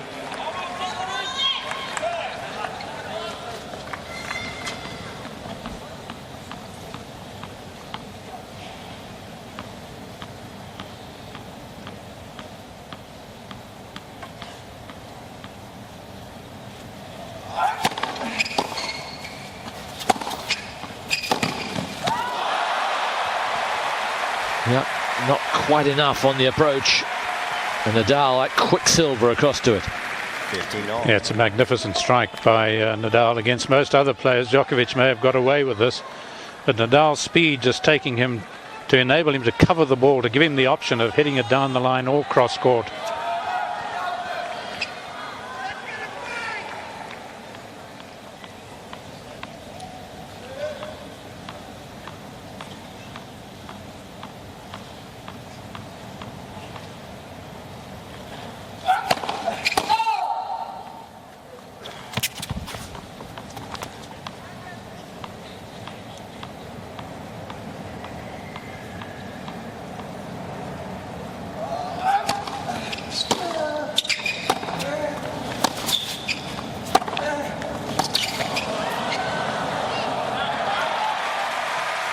He really loaded up on that double-hander. 30-15.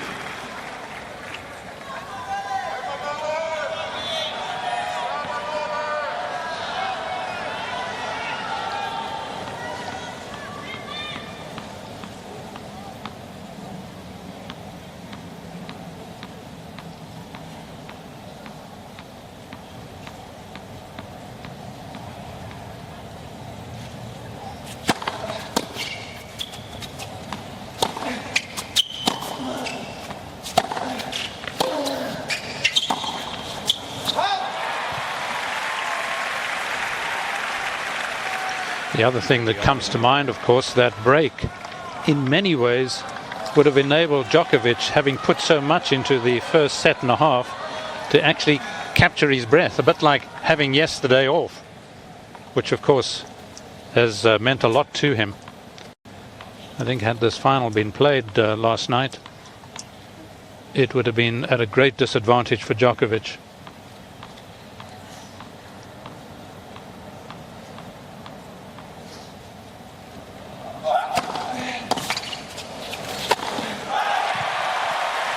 There's the wide serve doing its job. 40-30. This time he's really had to play the shot behind the serve. I think 3 times he's looked to serve volley. And the first time since the interruption that we've seen the wide serve. So they obviously haven't discussed that much.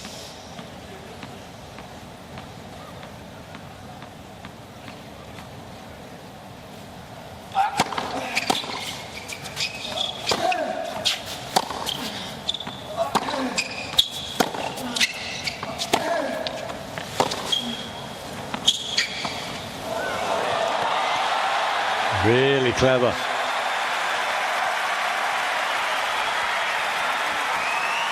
The Djokovic clan look pretty positive, and no wonder. 6-5, second set.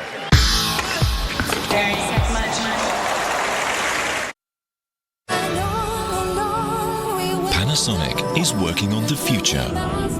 Our vision includes more products that save energy, solar panels and fuel cells to create energy more cleanly, and batteries to store energy efficiently.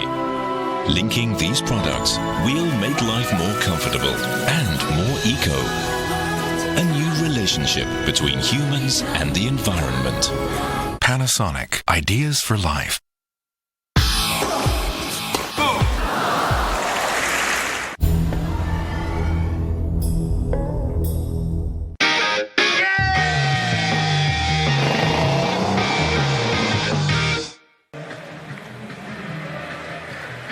Interesting through, isn't it? That the restart has seen some of the best tennis of the match, and maybe the hour and a half, when they played for an hour and a half and then they rested for an hour and a half, the tension's gone to a certain extent, but they're both hitting pretty free now. Yes, I'm sure there would have been tension initially, but I think they were able to overcome it initially. Djokovic with that long game when they stopped at 30-all. But how clever was that little drop shot? Of course, that's the advantage of hitting the ball hard most of the time. Nadal was expecting yet another big backhand and left a lot of open court for the drop shot. So for the second time, Nadal serving to stay in this second set.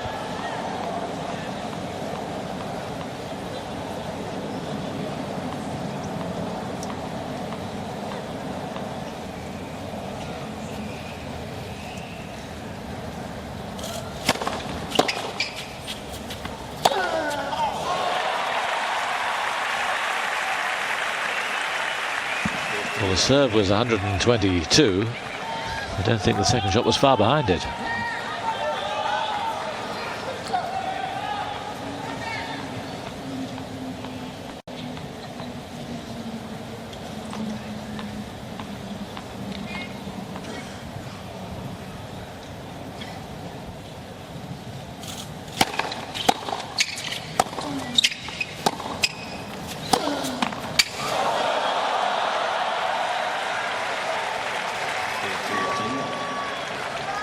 Just didn't want to go over. Yes, sometimes he just comes over the ball a little too early on the backhand.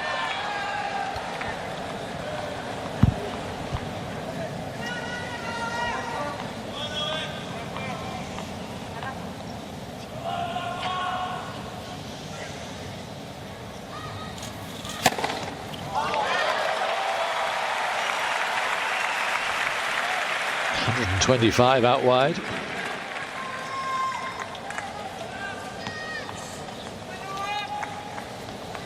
Again, with that angle, he has to be so precise.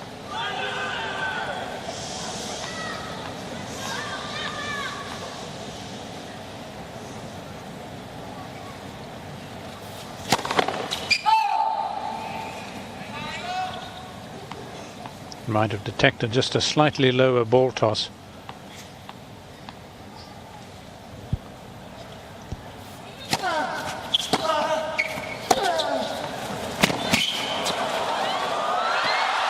That's a super get from Djokovic.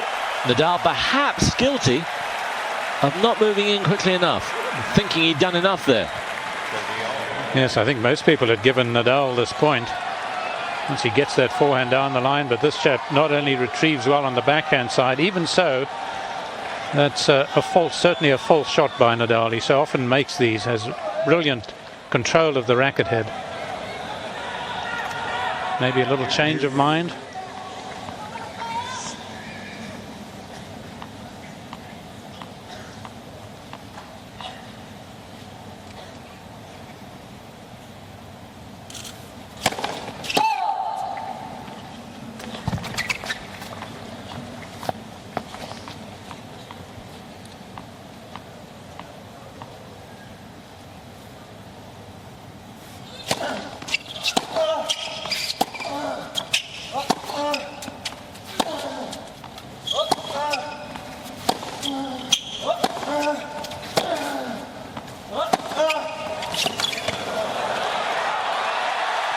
Yeah, the penetration is with Djokovic, and he deserves set point here.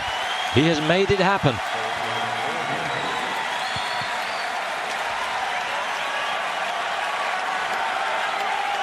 Right on the 2-hour mark.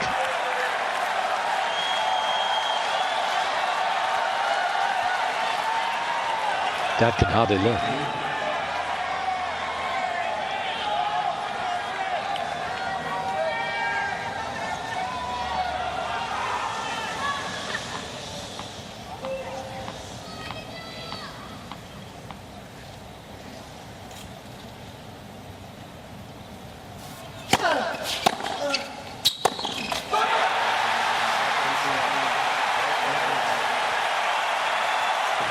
A super return, and he has played so well since the restart. And after just over 2 hours, we're dead level.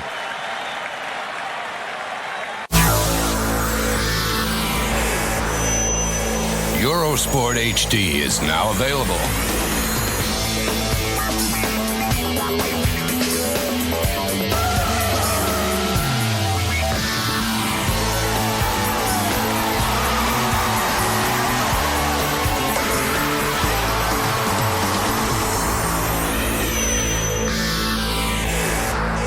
A new dimension in sport.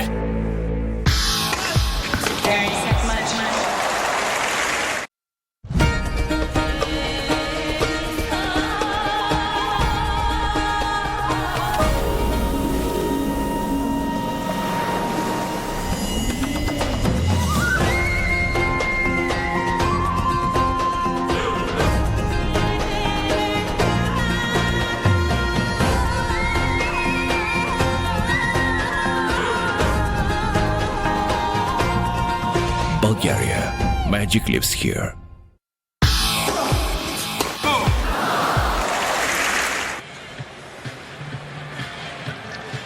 Well, he's been the aggressor for the most part, Drew. He has put Nadal on the back foot. Yes, I thought the 30-all point played by Nadal was particularly tentative. Didn't really go for his shots, and in the end was made to pay for it, was made to suffer. As you say, Djokovic really has taken the bull by the horns a bit more often in that set, I feel, than Nadal even. And that says a lot, because Nadal was showing his teeth, was being aggressive, but just perhaps not often enough. So it's anyone's game now. That 1.5 hour break, I think, now becomes pretty important, of course, as does yesterday.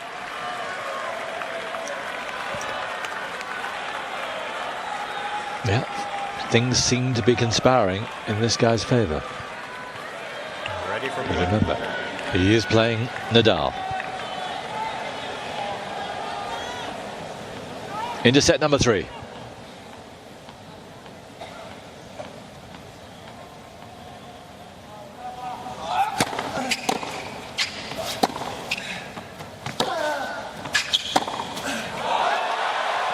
Gorgeous.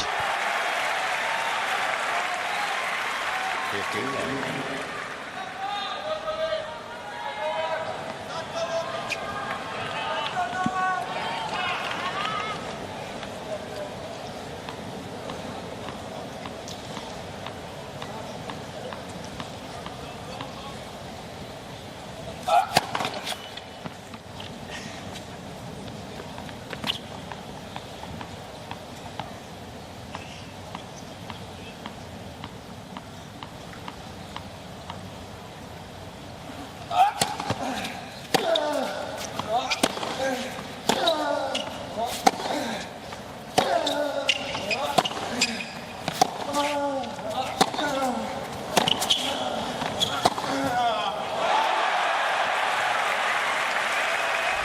Nadal is consistently being out-hit here. Well, I think the last time we saw was magnificent two-handed backhands down the line here at the US Open in the final was from Marat Safin. And this is Kafelnikov and Safin wrapped into one. I mentioned earlier that it could be a very significant shot, the backhand of his down the line. And he's used it so much more of late.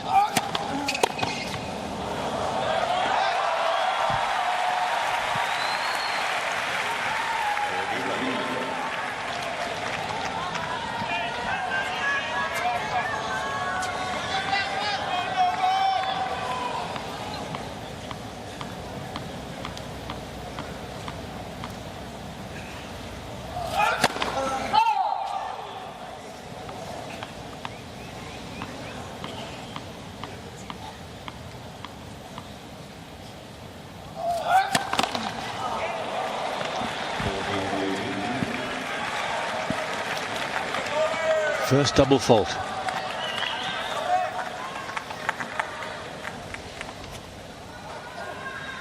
Which is not a bad record considering who he's playing. In other words, the pressure on the second serve at times, how it builds.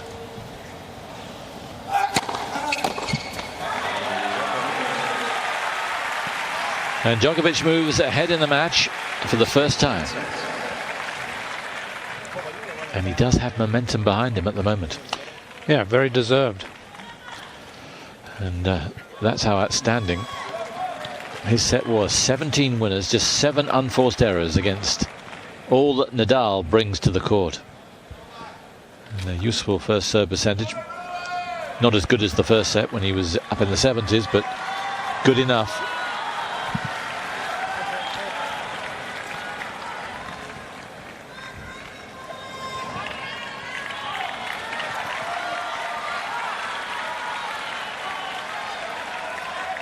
Nadal's used to this kind of treatment from Djokovic. Remember, he's lost their last 3 meetings, but did he expect Djokovic to play so well in a Grand Slam final?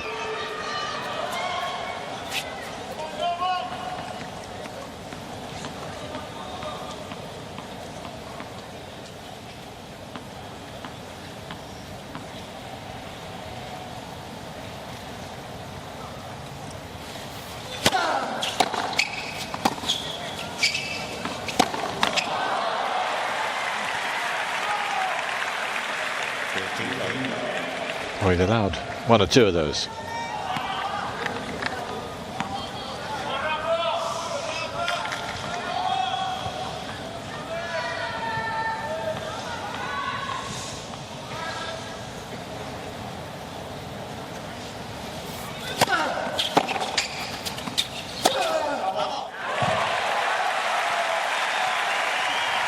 Yeah, Djokovic just nodded his head, expecting his return to get punished.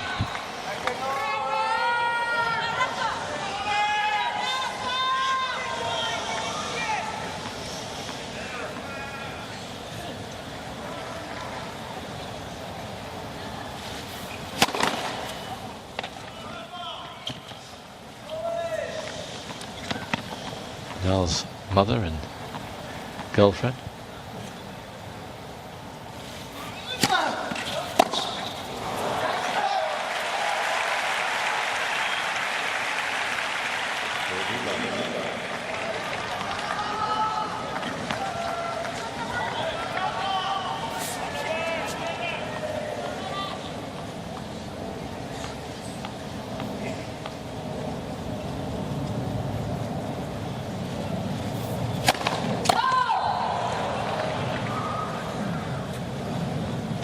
That was 135. It just missed.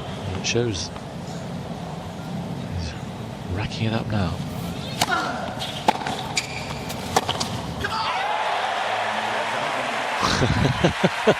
Isn't that typical of the man? One game ball, third set. Just when I'm sure some would have feared for him. An immense riposte. Yes, I suppose the question was, how would he feel having lost his first set of the tournament? Well, that perhaps is our answer.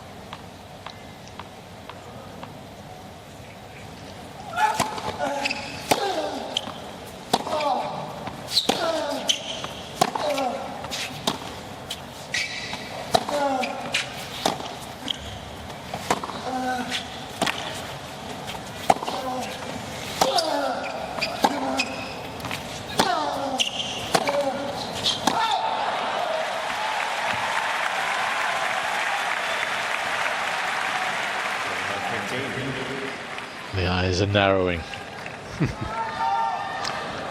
Yes, that mean streak, in the nicest sense of the word, developing perhaps in Nadal.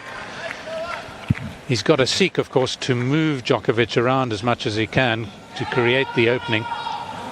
Can't do it as quickly as Djokovic because he doesn't hit the ball as flat as the Serb does.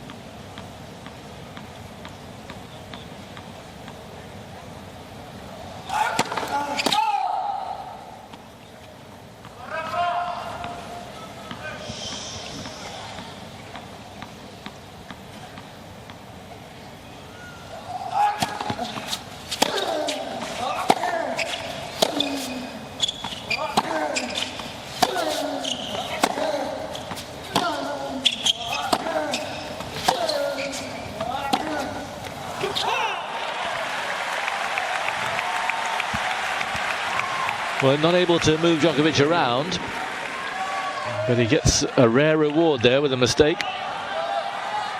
And suddenly, chances for the Spaniard. It's a rare crowd in here tonight, so at times there are sort of isolated voices which can be more off-putting than a general sort of hubbub of noise.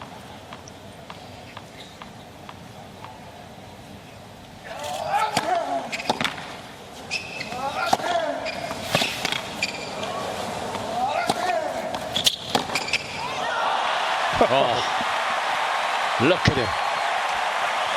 That's what it means to him. He is pumped right now. Great pieces of retrieving, then suddenly unleashing low down on that backhand.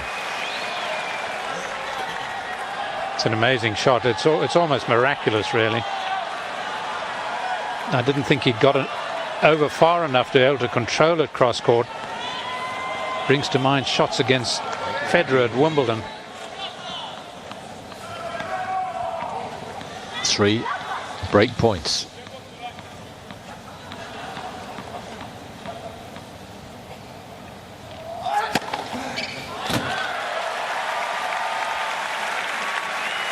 No challenge.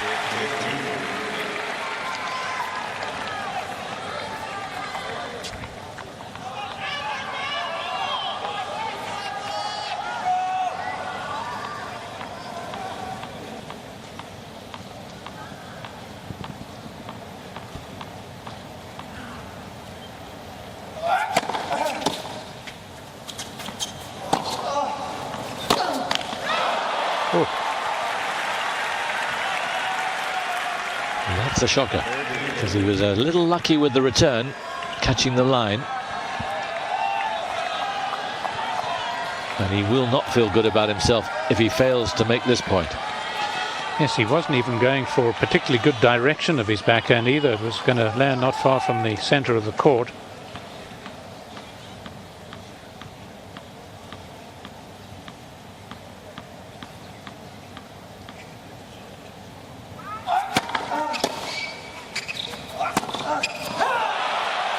Oh,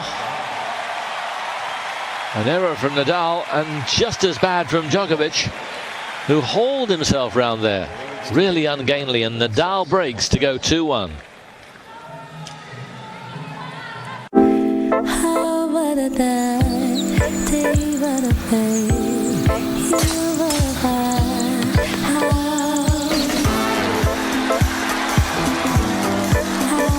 Golf from the US PGA Tour. Wednesday night in the Wednesday Selection on Eurosport. Golf in association with Turismo Estoril in Portugal. Golf is brought to you by Golfino. The Wednesday Selection is brought to you by Rolex.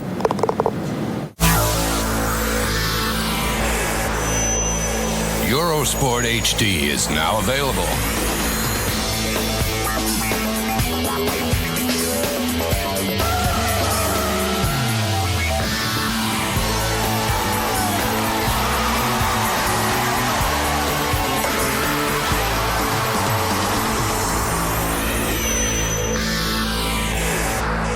A new dimension in sport.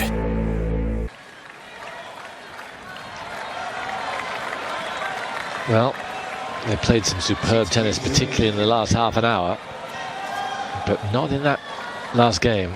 Plenty of intent, but a couple of real shocking errors. The most important from Djokovic. Nadal then in the ascendancy again.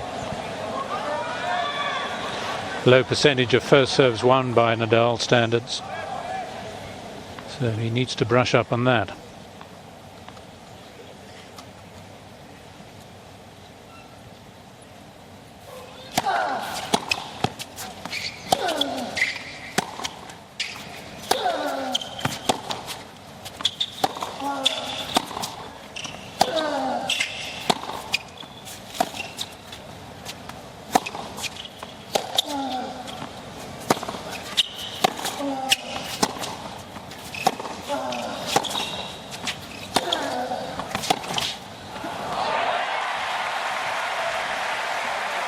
Djokovic might have come in.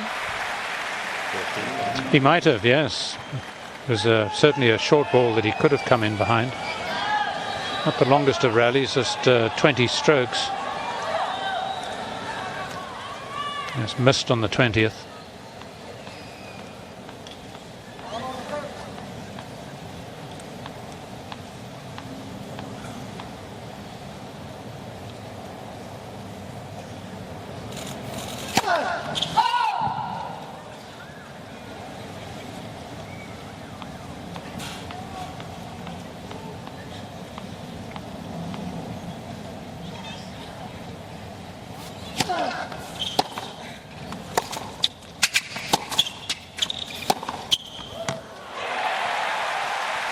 Brilliant angle. And just at the moment, he's starting to move Djokovic around again. Yes, and taking the ball that much earlier on the backhand, well inside the court, just leaving Djokovic that much less time. And we've seen how well Djokovic can move and retrieve both to his left and to his right.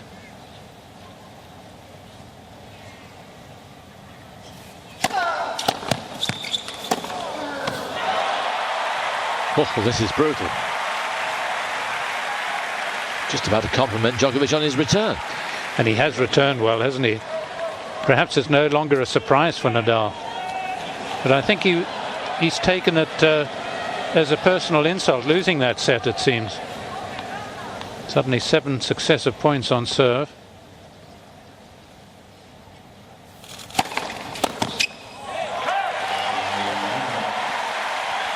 Very impressive from Rafael Nadal. It's going to be new balls, I think, and that's why Nadal's gone to the chair to change his racket. But he has really picked his game up. He has. A couple of errant shots from Djokovic, but otherwise he's not playing badly. And what I'm struck by most is Djokovic. We've seen two big serves out to Nadal's forehand on the left court, and I've been quoted as saying that unless he recovers that serve, he's never going to win another major. And here he is in a very important final, and he's rediscovered it.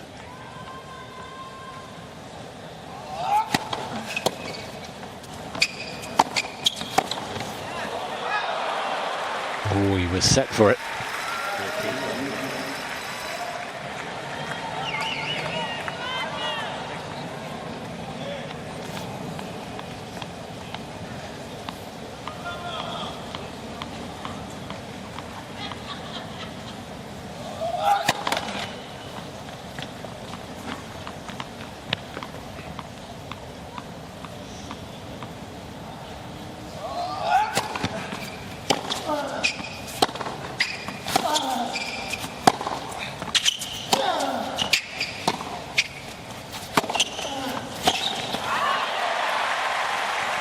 Nadal forcing the pace.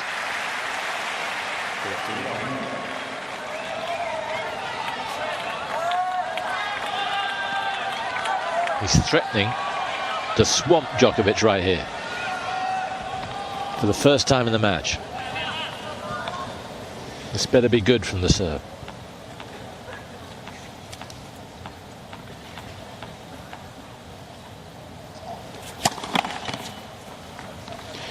Taking a lot off that, looking for the big angle. It's one of the few times he's done that. Gone wide, but he's hit it with power in the past.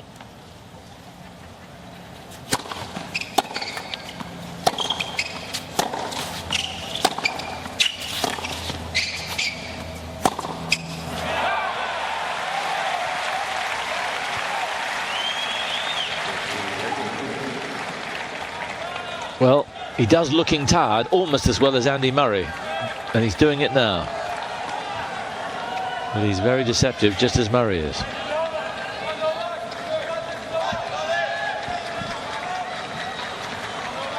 Never really judge it.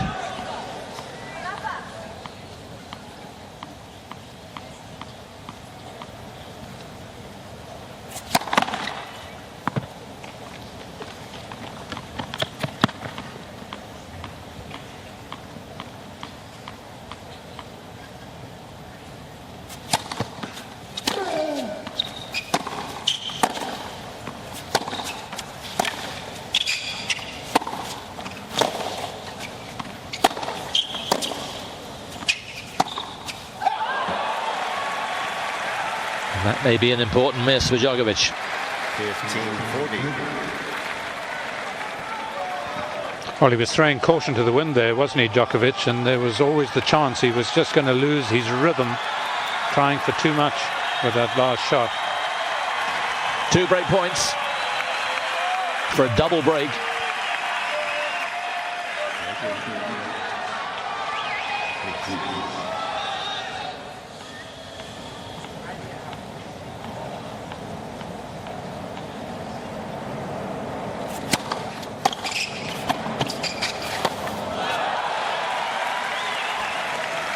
Well, he didn't mean it to be quite as good as that, but the tactic was foolproof.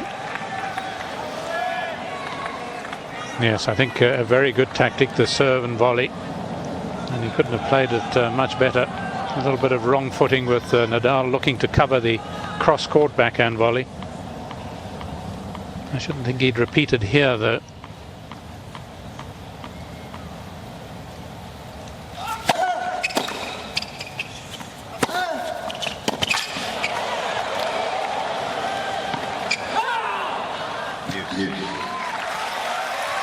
Well played, Novak Djokovic. Yes, if he goes on to win this match, Djokovic, there'll be a lot of looking back at that particular game, or this particular game.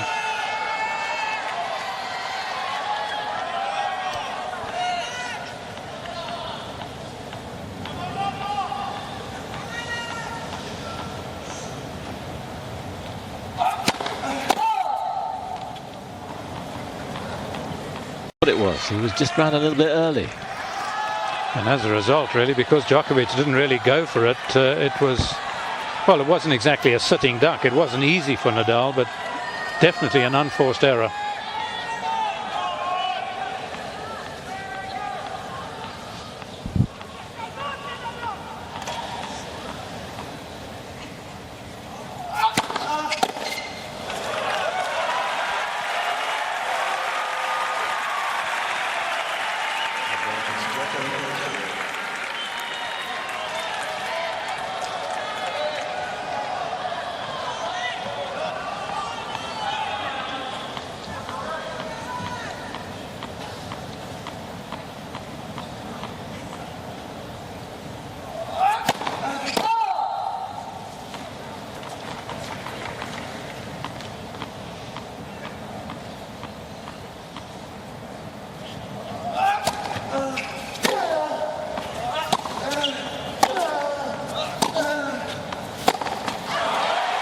Oh.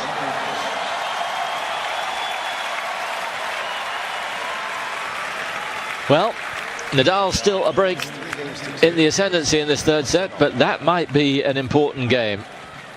A double break would have looked very good for the Spaniard.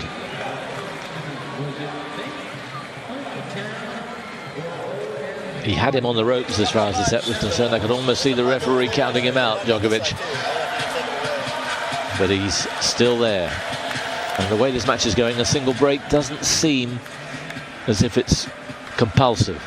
No, even though Nadal hasn't lost a point in his 2 service games, nevertheless, like you, I think that might well be very important. There were just those lapses from Nadal. They came out of the blue because we know he was hunting his man down. He was looking for that second break. And usually when he puts his mind to it, he will get it. He's the best in the world at breaking the opponent's serve. But as you pointed out, the statistics aren't good. 25%, he's usually up near 50%. So Djokovic has been led off the big hook. He's still on, of course, a little bit of a hook as it is a breakdown. But it's not the end of the world.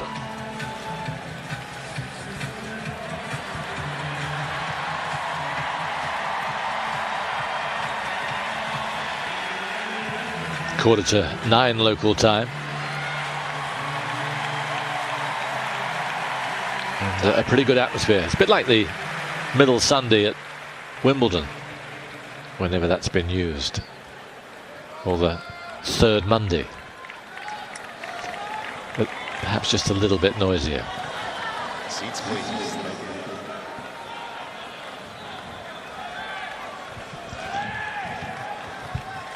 So Nadal with a single break in this third set.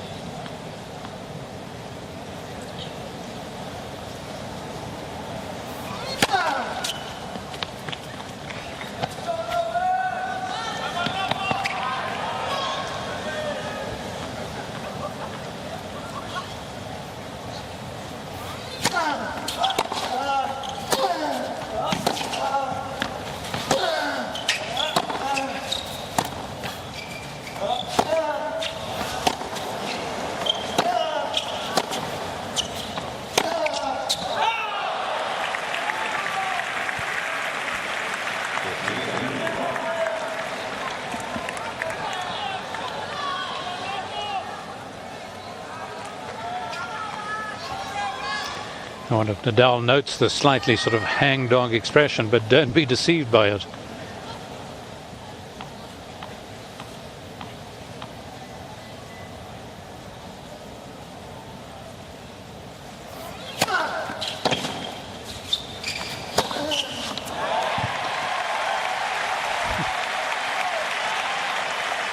Looks simple when he does it. Yes. It just gives him so many options, because he can go behind Djokovic here like that, or he's got his favorite shot, which Djokovic was covering.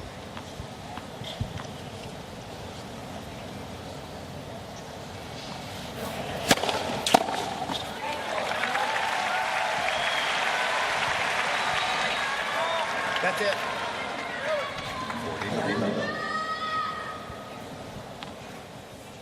Still good stats on serve. 64% of first serves in. 70% of the points when it is.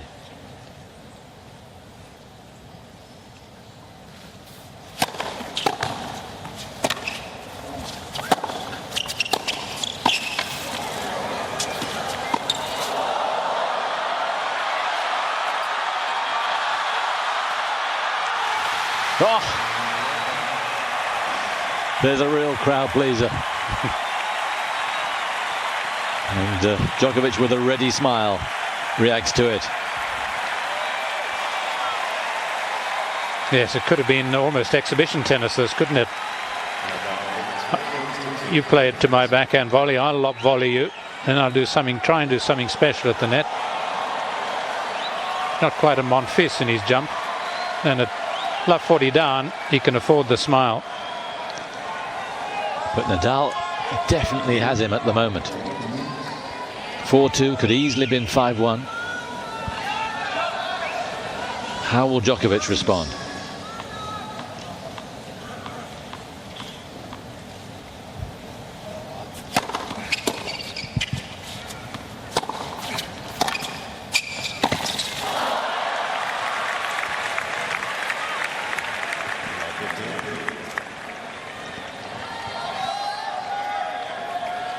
Well, you'd think, looking at Djokovic, this match had been played the day after his marathon against Federer, and that they'd not had a break. But he puts on that sort of expression at times, and one or two big shots and he's suddenly out of it.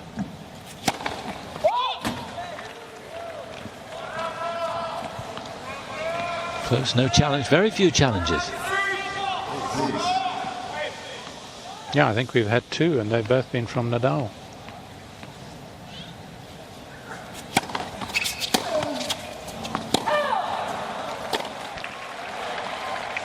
This is long, I think. Yeah. He thought about it and then pulled his back. The noise down between first and second serve. Thank you.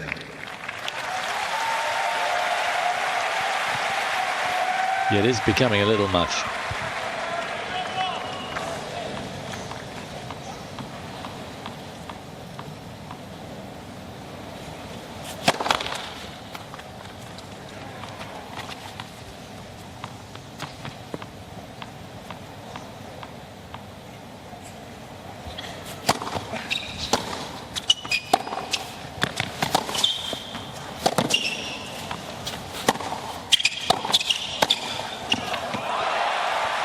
Yeah, he's a better volleyer than Djokovic.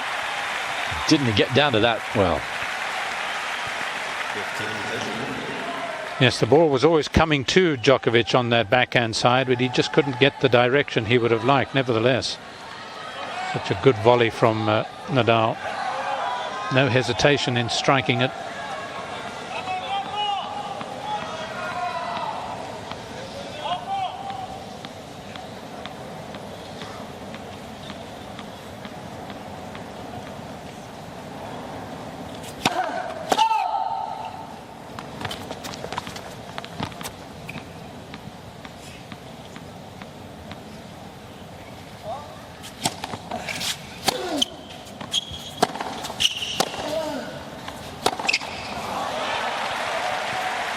Looked a little tired there with that shot to Djokovic.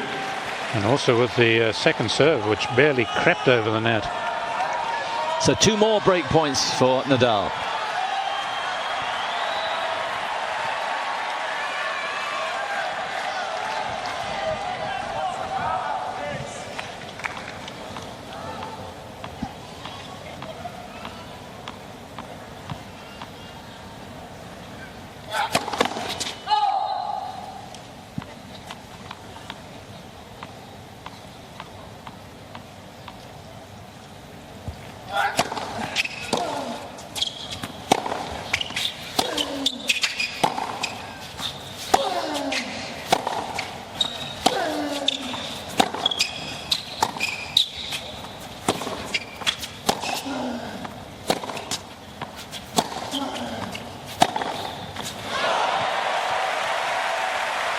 Out of nowhere. I thought earlier on I was going to say the sharpness is gone from Djokovic, and then he amazes us.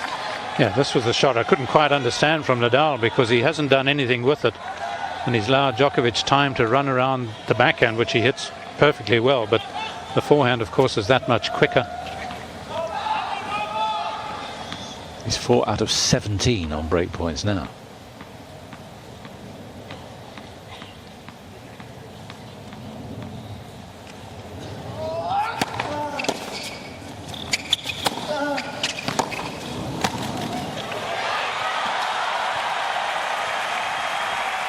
Well, his volleying skills haven't been great in the last 15-20 minutes, but that was good enough.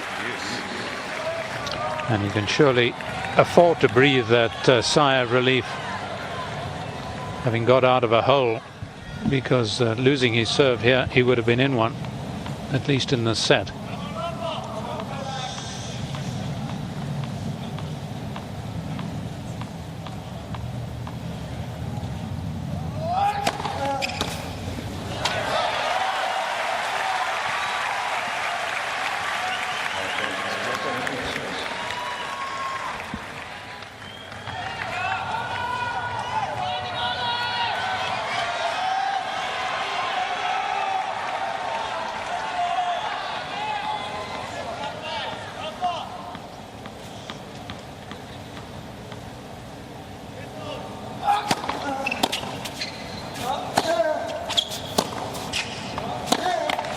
Challenge now.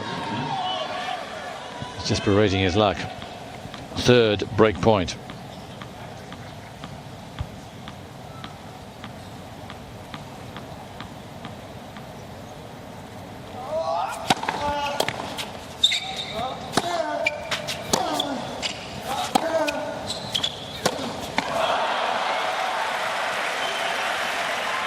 I've never seen him do so many of those shots. Get right on top of it and mistime it so badly. That's it, yes. I've seen him do it quite regularly, although his backhand had been a feature, but now suddenly, I mean, that one almost hit the bottom of the net. He came over it so soon.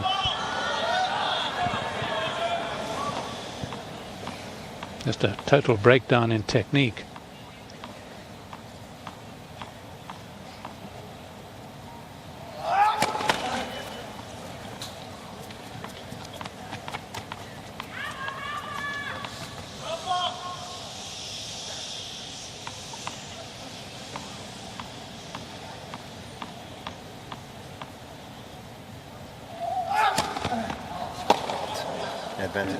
It's out. Yeah, the line judge unsighted. Feeling that Nadal has him absolutely on the ropes here, but he just can't put him away. Break point number 4.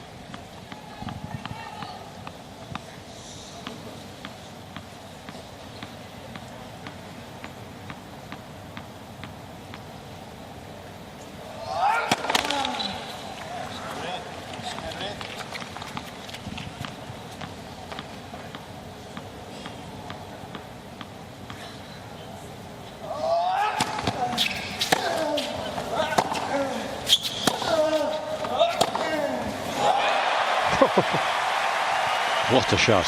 Again, that bravery we talked about before.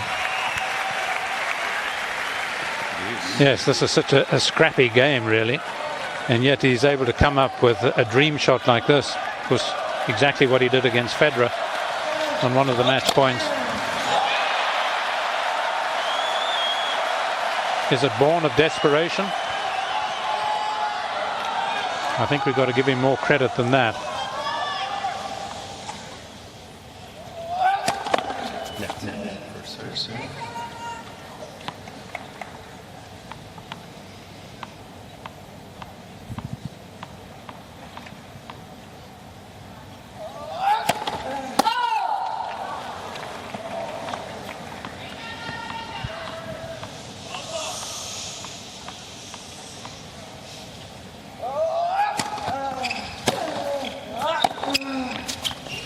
No better than that. No.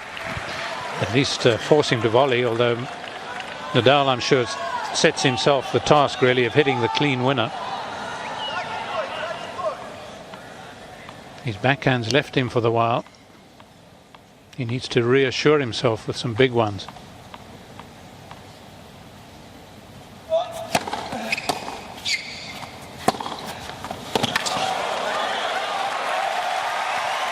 Again, the into-out works for the Serb. Advantage Djokovic.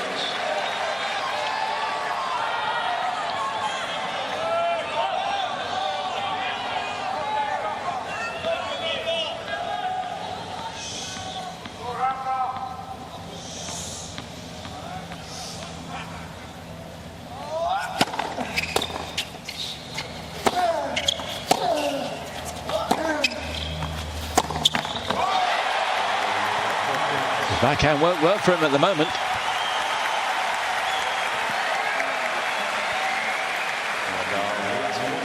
Nadal still leads in this third set, but does he feel as if he's leading?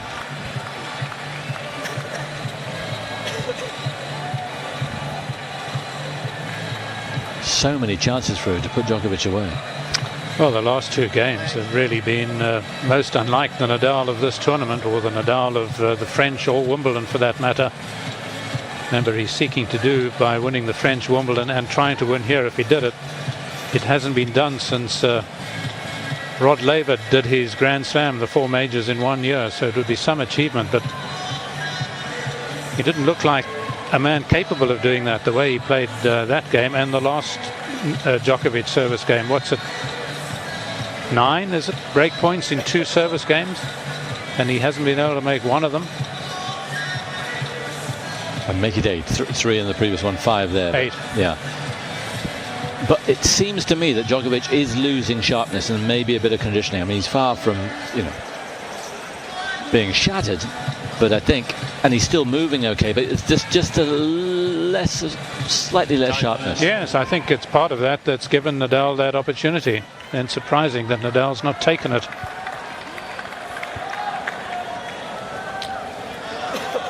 Two hours and 42 minutes, but remember we had a break after the first hour and 40 for about an hour and a half because of the torrential rain.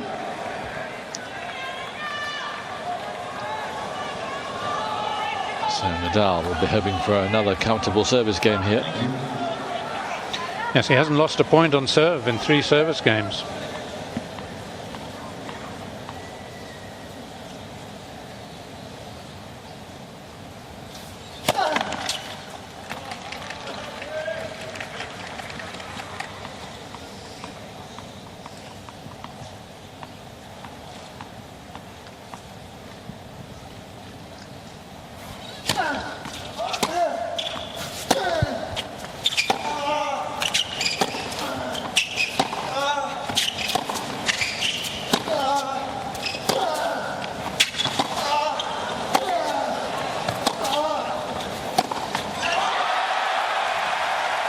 Again, he has Djokovic on the run, but again, the backhand lets him down.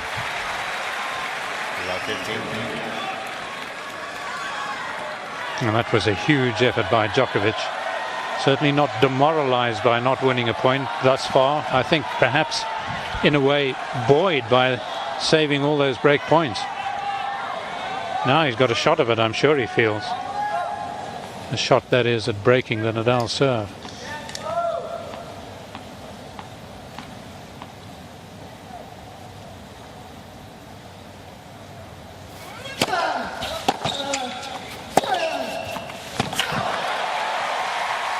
Majestic. The forehand at the moment not letting him down. It's funny because for much of the match it's the backhand that's been the braveheart, and the forehand, by his standards, pretty mundane. Right now he needs the forehand to fire.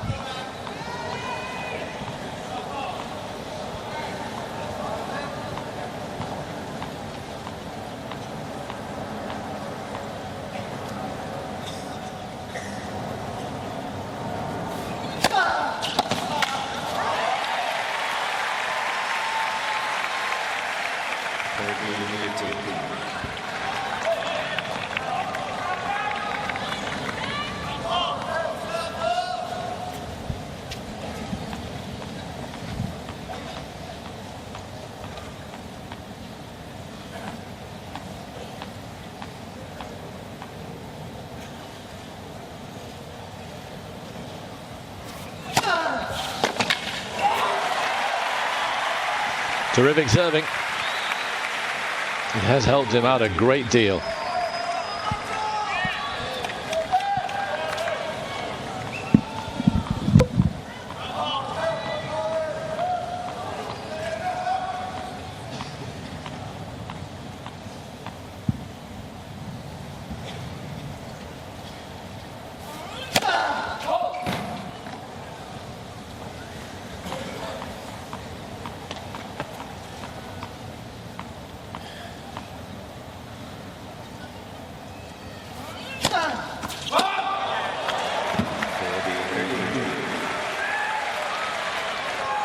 Second double in the match.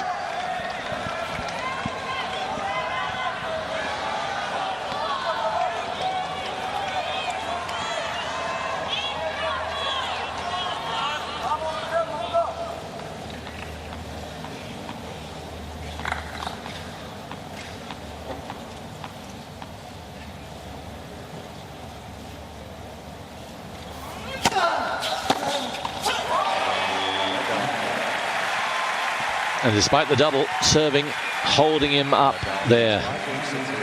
Still not totally convincing from Nadal, but he's a game away from a 2-1 lead.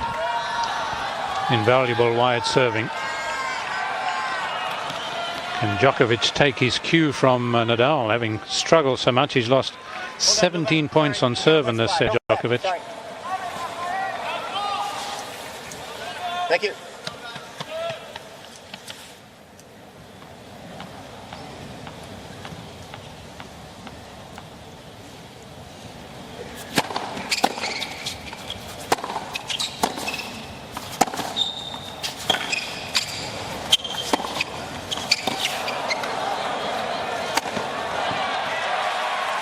Go on, Rafa.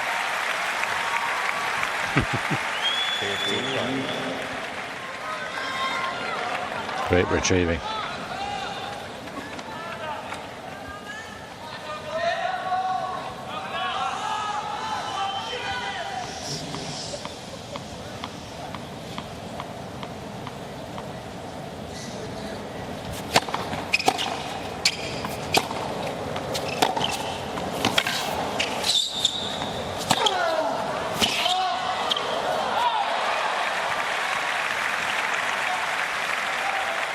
Another huge lunge from Djokovic, two of them.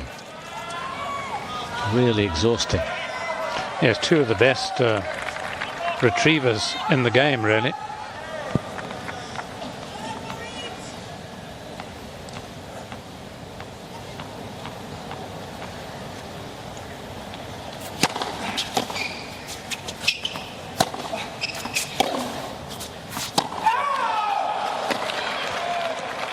Be close.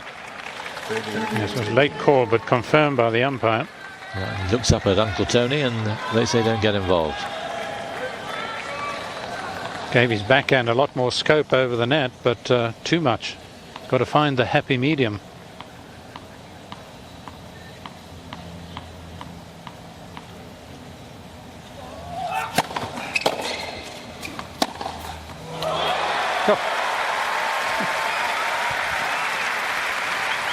It's a miracle of timing at times. This seems to lean back. I mean, it's not a bad return from Nadal. It's very deep.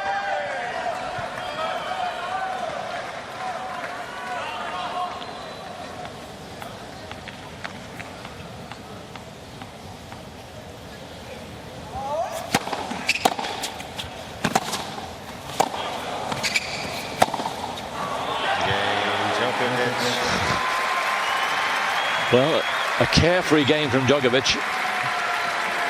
Nadal leads 5-4. And he's put the pressure on Nadal here to serve out for this third set.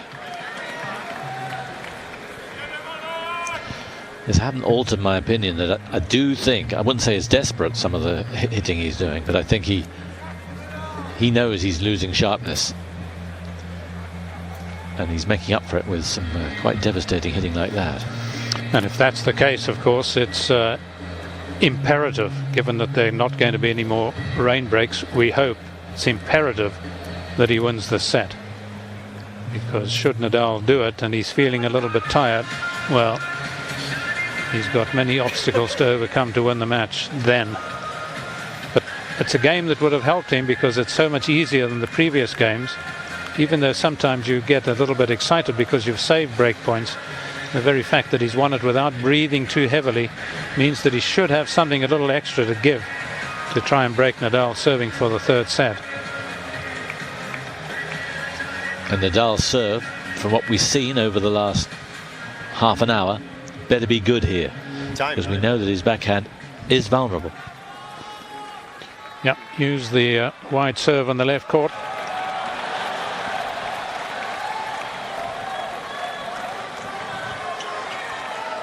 Ready for play.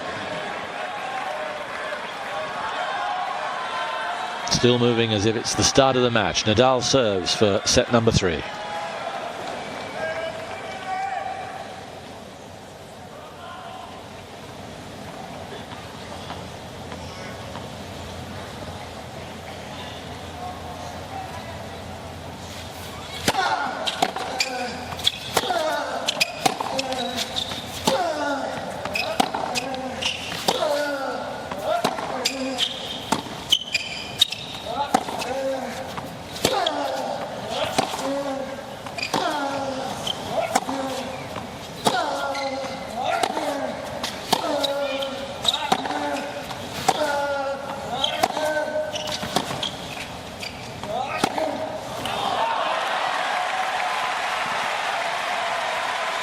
Mighty hitting.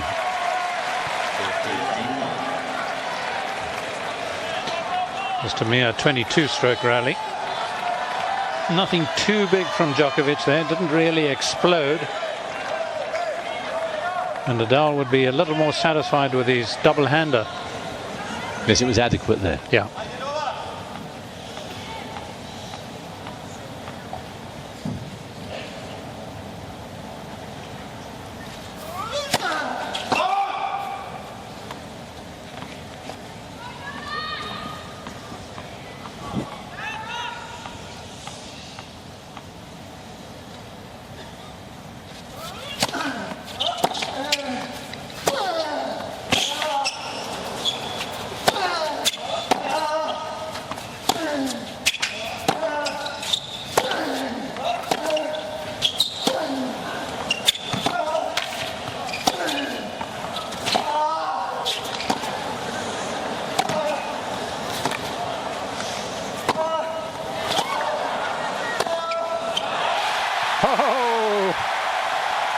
What did Nadal have to do to win that point? One of the points of the tournament. And in the end, it was Djokovic who won it. It's unbelievable that he should win it. Just the combination of power both from the backhand and the forehand. 20 shots, but quality shots. Can he back it up? That's what Nadal will be asking him here. Just do it again.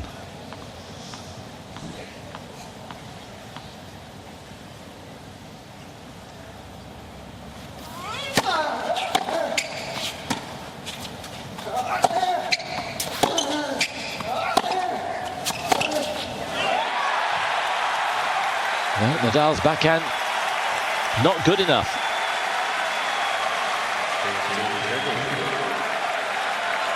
Thought of going in, didn't he, Djokovic? Decided against it.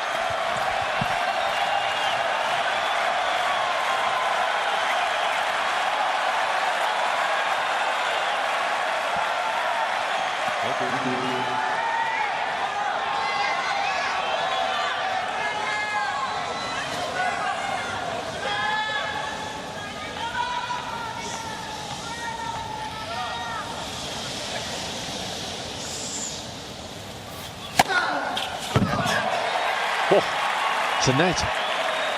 Nadal didn't hear it, but as ever accepts it.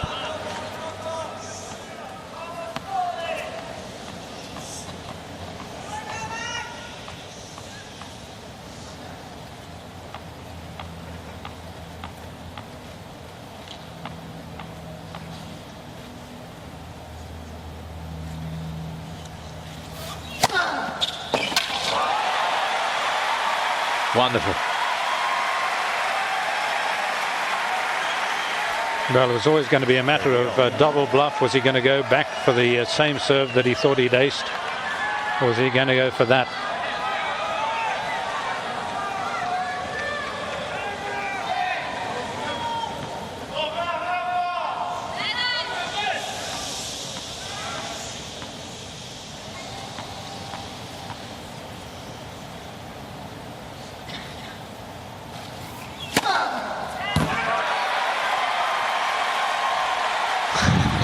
Well, you can understand that gesture. Just about his best serve out wide in the match. 125 miles an hour, right slap bang in the corner, and it gives him set point.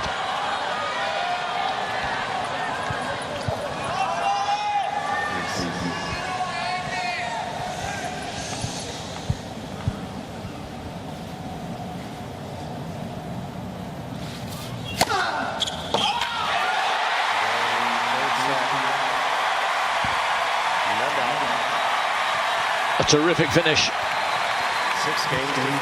Djokovic came back from 2-1 down against Federer. Could he possibly do it in his very next match against the current world number one?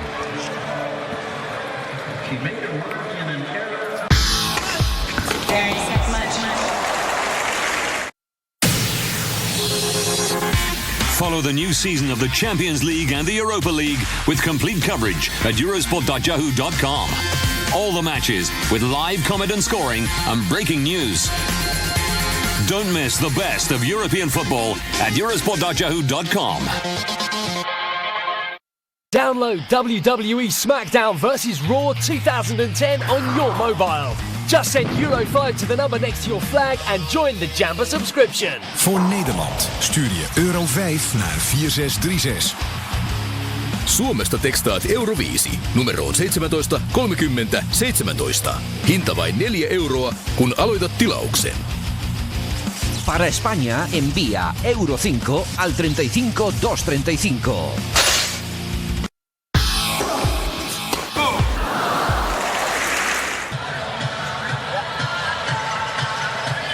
So, Nadal 2-1 up. Is Djokovic towering? It's very difficult to tell. I do believe there's just a slight loss of sharpness, but only he knows. Just been one or two signs of it.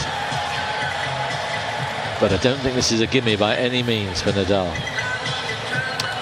No, I think Nadal knows full well that he has to be at his best. And he certainly can't assume that there's any tiredness, even if he may see it a little bit in Djokovic. Djokovic's exasperation there I can quite understand, but as I was saying earlier, he's never played a Nadal who served as well as this. This is a new Nadal who's been concentrating on his serving, and it is in the main delivering for him. Losing just 4 points on serve in that particular set.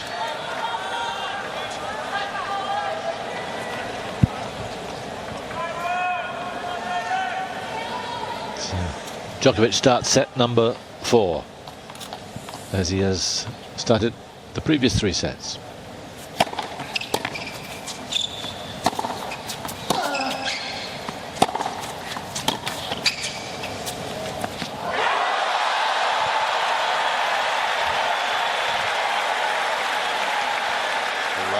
Just got to suck that one up, really.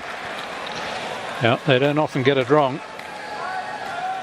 Because one of the attributes you need is to be able to judge whether a ball's going in or not.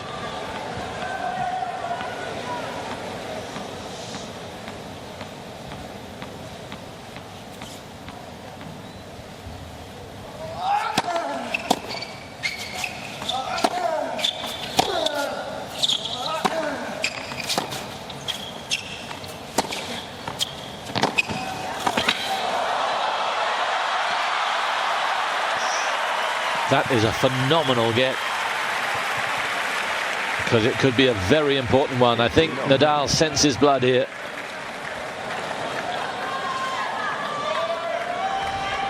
fabulous shot, and even then Nadal very nearly got to it. Yes, I was a bit concerned for Nadal here. Could easily have injured himself.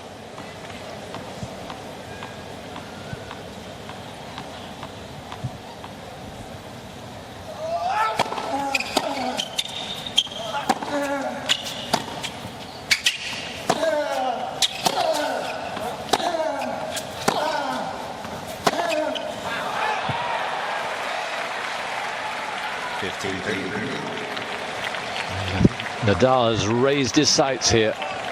He really fancies he could land a major blow into the heart of Djokovic. It's a matter of how to win the break point should he get one. Yes, that's true. 4 out of 21.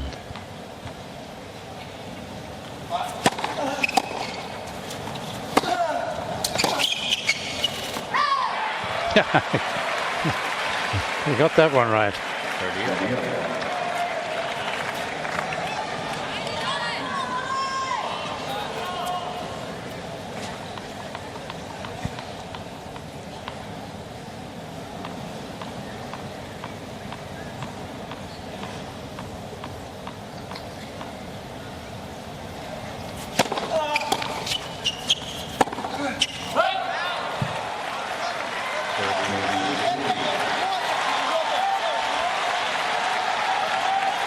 Yes, was it careless? Was he just a fraction slow getting into position? Whatever, it is break point Nadal. So the odds are that Djokovic will win this point.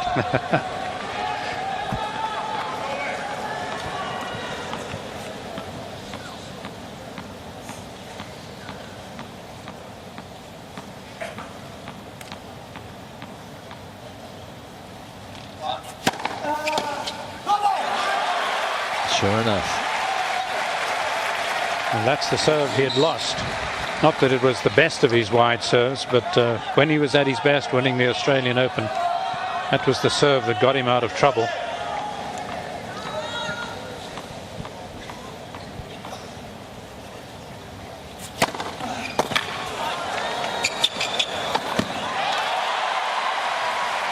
He had to be careful there.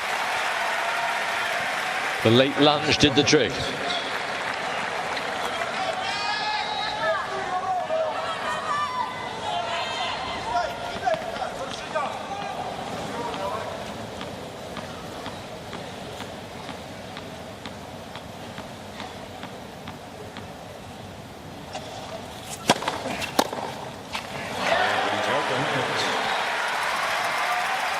Another game that Nadal may feel he should have won. It goes Djokovic's way.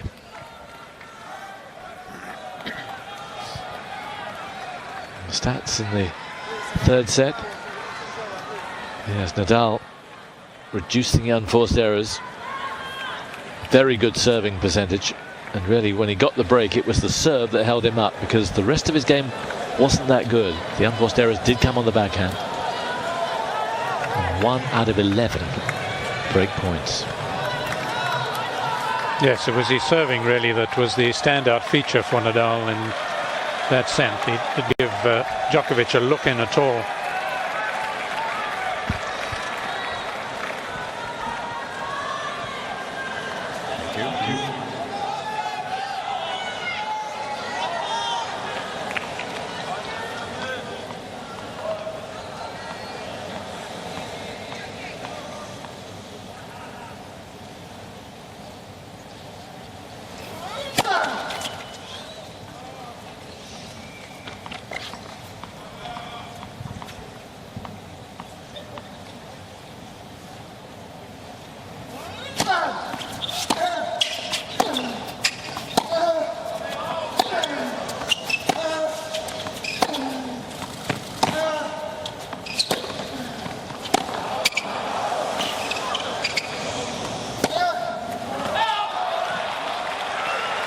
Well, a couple of times people were calling out. Now Djokovic is having a go at the line judge. Well, challenge. Yeah, absolutely. Silly to do that. And he's turned the crowd a little bit against him.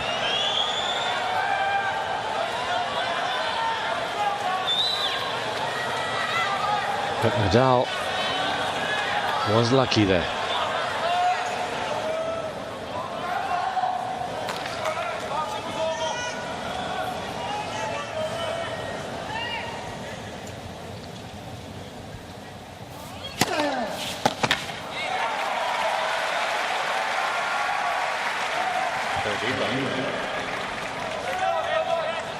Well, he's beginning to use that serve more and more.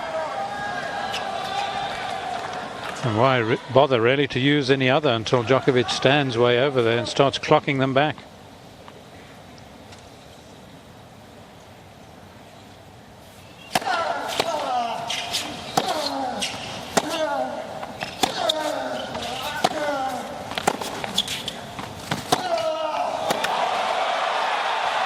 Well played, Djokovic. But Nadal's backhand starting to look a little bit more grooved. Yeah. Which could be alarming. And in that case, you've got to come up with even bigger strikes, as Djokovic does here. Didn't leave much behind there. So expect some fireworks from Djokovic.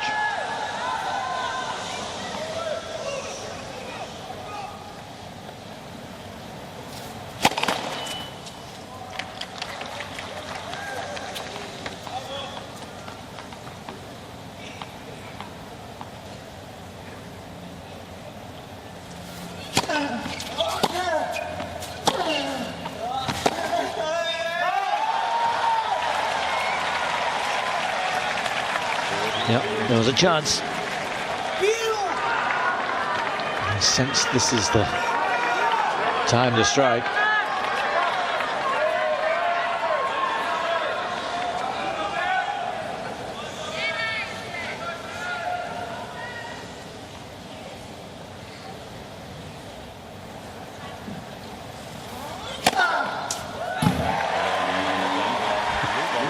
Nadal serving. Goes from strength to strength.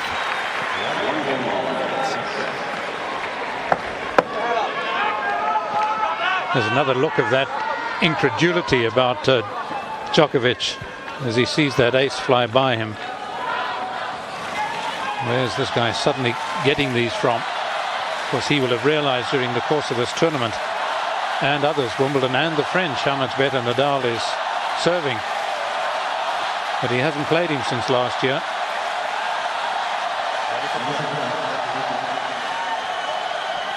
Super atmosphere.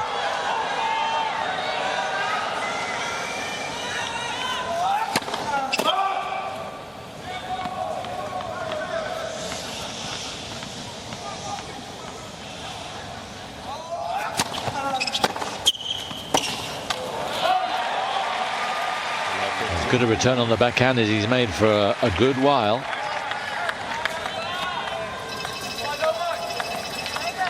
Yes, if you're getting pulled wide on that backhand side, what you've got to do, of course, is try and take the ball a lot earlier, and it's easier to do that on the second serve, naturally. Cut off the angle.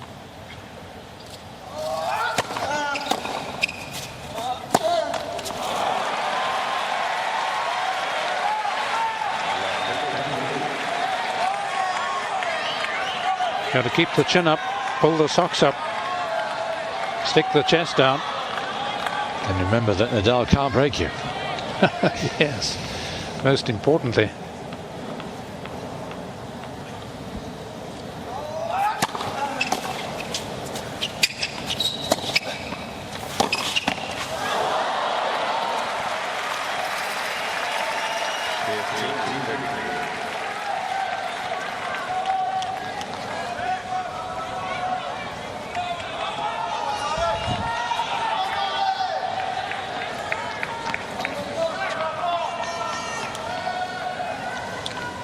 I don't think anybody has a towel sponsorship yet. Nadal's got his own supply.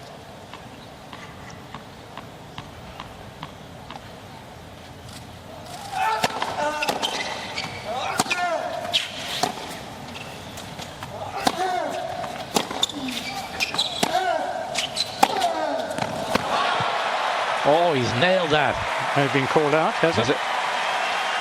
No. No, it's in. And it is some monstrous shot at this particular juncture. So here is a man then, Nadal, with 4 break points converted out of 22, with 2 more here.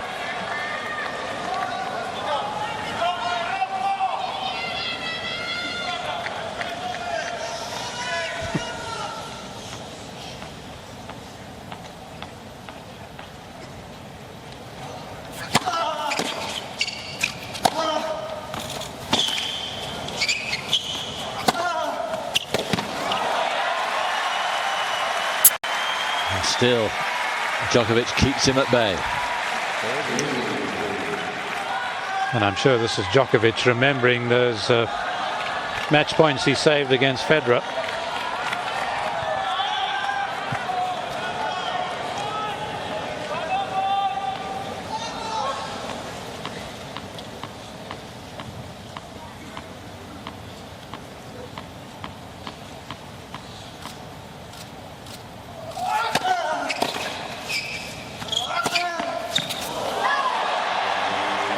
Finally, Nadal gets the breakthrough.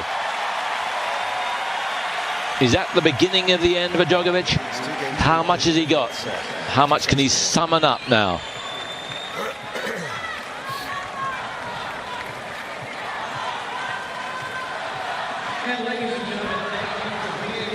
One thing's for sure, if Nadal serves as he has done through most of this match, it should be over. It should be, yes. There's a lot for Nadal to achieve yet, of course. He's got to hold that many service games, and he certainly doesn't want to be thinking about his little bit of history making here. Not that others haven't done it before, but he'll be one of a very select few who might have won all these majors, the 4 different majors, that is. But if he keeps serving, particularly on the left court as well as he's been doing, it's a huge ask for Djokovic. Yes, he hasn't spent that much more time on court than Nadal, but that's because Nadal takes so long to play his matches. But he's been through that mill in his opening round match against Troitsky. Thank you. And then it's, well, I suppose it's been much the same sort of path after that, apart from the match against Federer, of course, which he may still be feeling the after effects of. Time.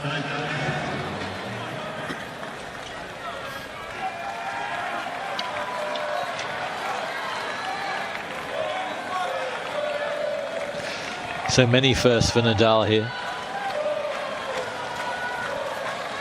Amongst others, he'll be the first left-hander to win since McEnroe won 26 years ago. First Spanish champion since Arantes won here 35 years ago. But I think for him, the thing that matters is getting the complete set of Grand Slams.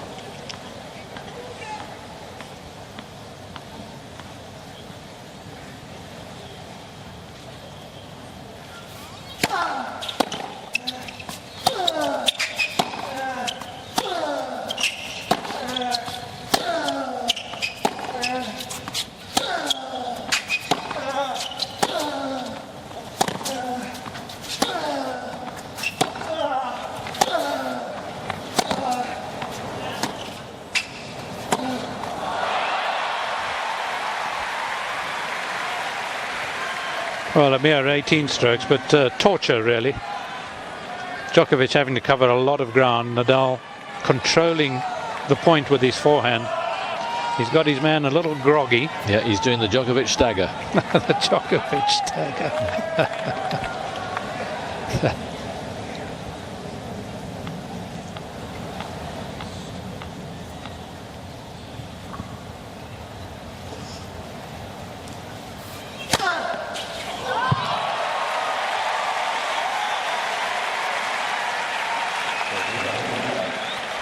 Taken him a long time to realize just how important that serve is,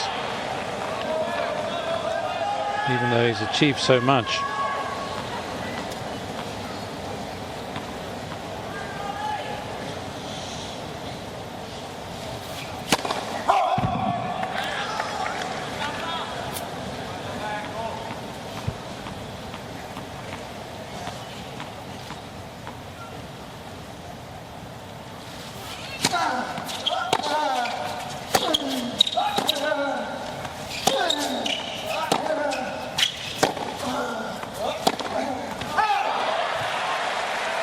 just out. But Djokovic doesn't complain.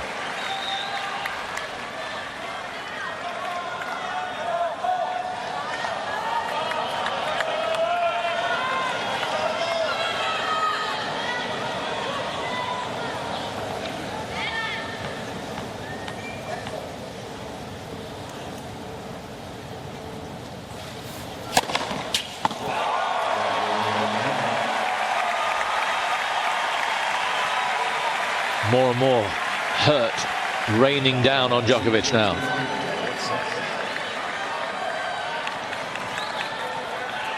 It's another added quality that Nadal has. That's his 5th love service game of the match.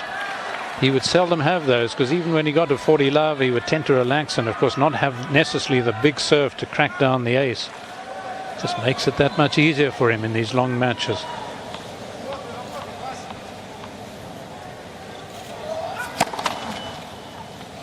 How often in his matches against Djokovic has he out-aced his opponent? Very rarely.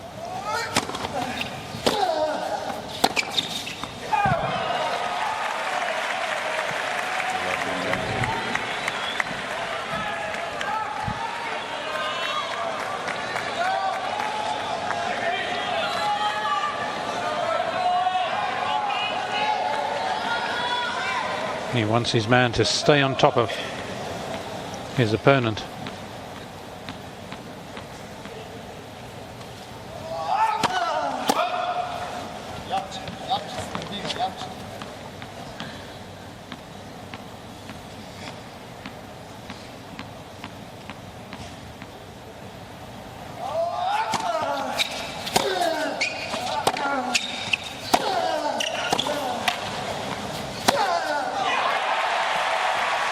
Nadal beginning to fly now, and it doesn't look as if Djokovic can stay with him. I think the writing is there on the wall.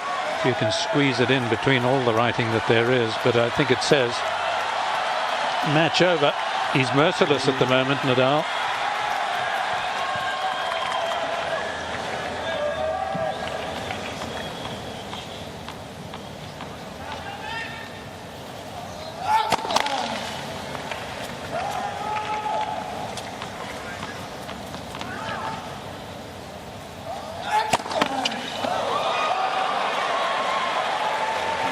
Was to have been a serve volley. And that, I think, another sign of desperation. 3 break points. This would surely be it, the way that Nadal's been serving.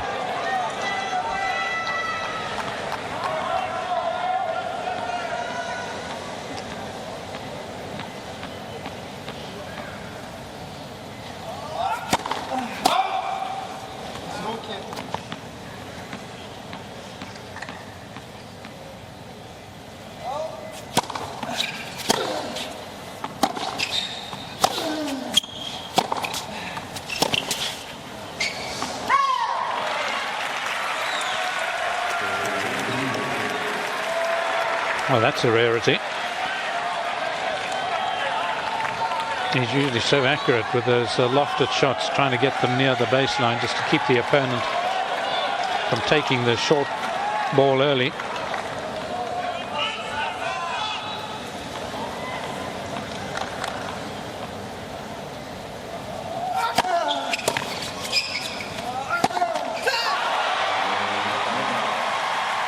Nadal breaks again.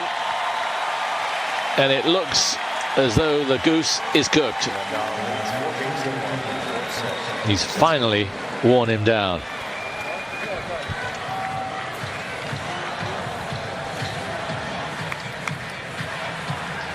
And he's starting to have a real look of confidence about him again, and it hasn't always been the case in the 3 hours and 21 minutes we've been going. No, I suppose it's really a combination of things. As one sees one player wilting, so the strength that there is in the other player tends to get exaggerated in the mind's eye. And that's exactly as I see it too now. I mean, there is a falling off undoubtedly by Djokovic. He's not got the even the resilience, the ability to bounce back that he seemed to have early on. And as I said about Nadal, he just seems merciless at the moment, which is exactly, of course, how he should be. And that exclamation, I think, told us the story, having broken him a second time. And when one is losing conditioning like Djokovic is, the last thing you want to do is look across the other side of the net and see Rafael Nadal. It must be awful. Time. The mounted charge of the cavalry.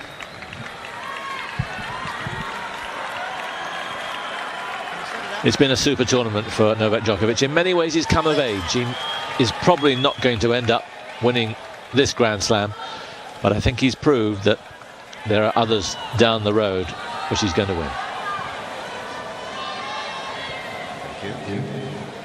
It's taken him the best part of 2 years to play as well as this after changing the rackets at the beginning of 2009.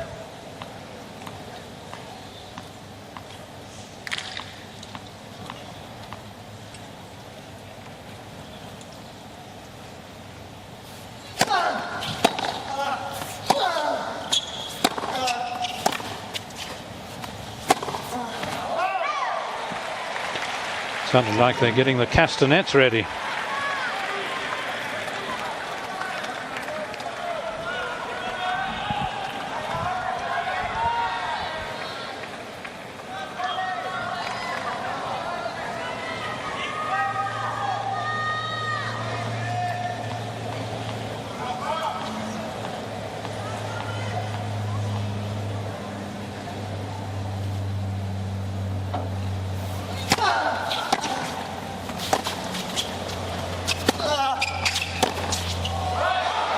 Oh, he deserved to be in, really.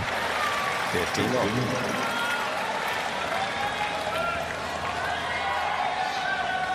He's flying. Just covering the ground effortlessly.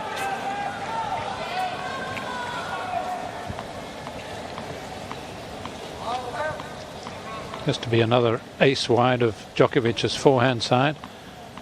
That's frustrated the Serb.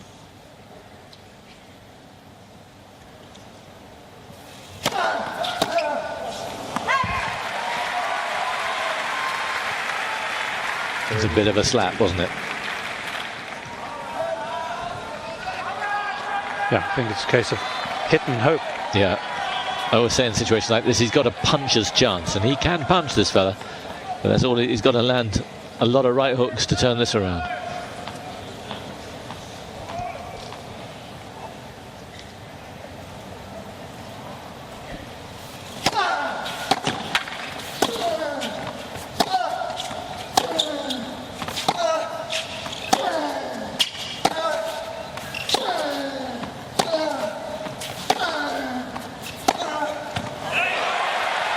Yeah, not enough stick on the backhand, as we've seen many times in this match from Nadal.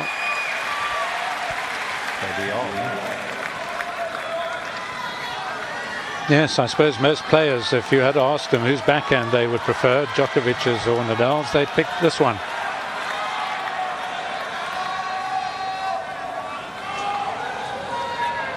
His serving in the past used to be superior. It isn't now.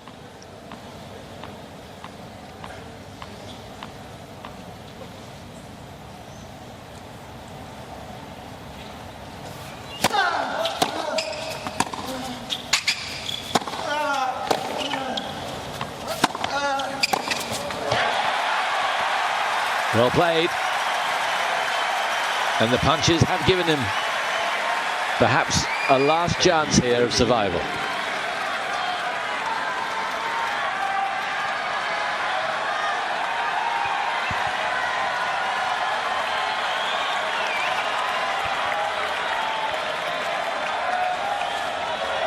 Thank you.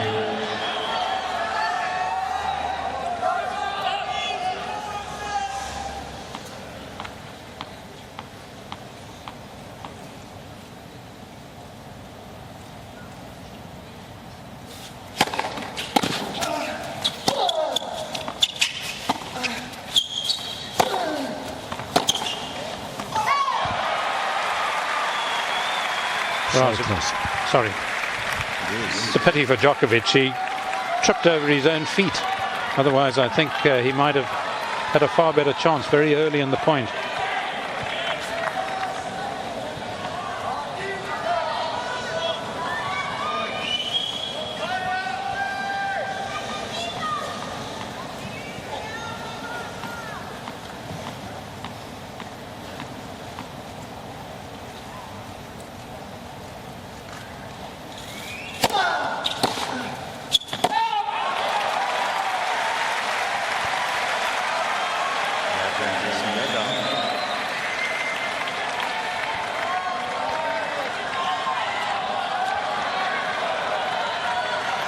She needs further comfort, and 5-1 surely would do that.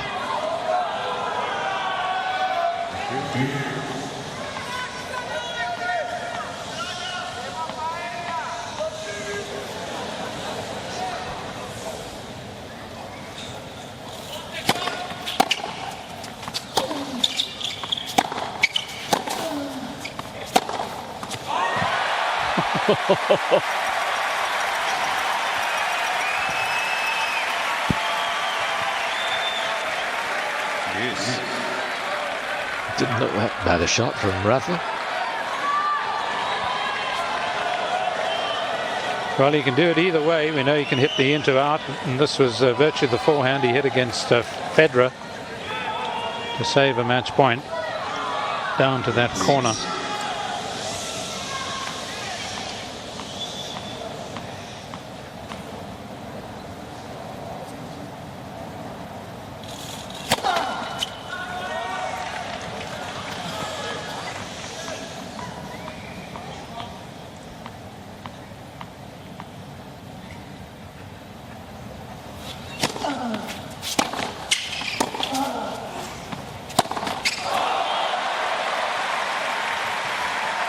Take aim and fire, but that was a misfire.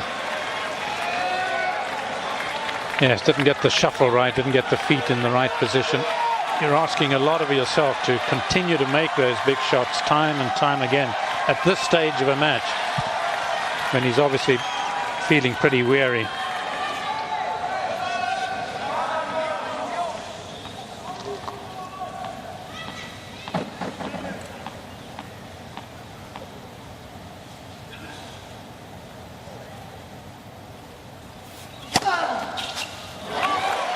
Djokovic's challenge on the ball. Left side. Yeah, this should be close. Ball was called in.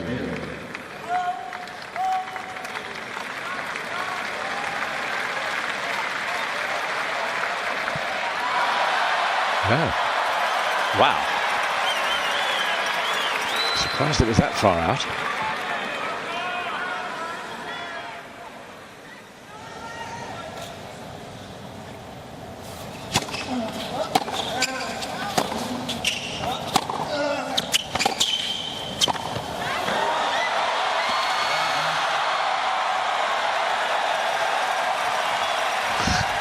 He's hanging on with some outrageous shots.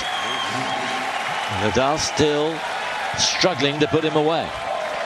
This is a terrific shot. You can see he gets a little bit of the underside of the racket, which stops the ball in its tracks. As many of the Americans will be asking if this is Custer's last stand here. Perhaps Djokovic can contradict them and disprove them by breaking. Still a juice there.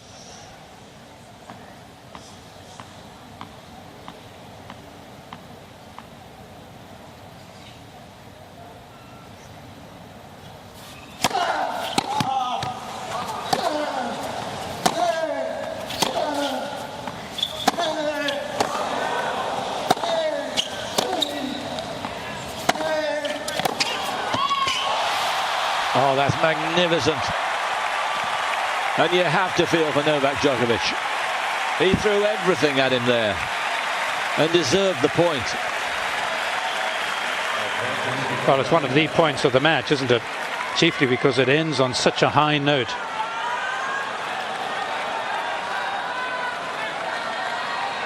Wonderful stretch backhand. That's how he was playing it for much of the early part of the match. Had them all off their seats.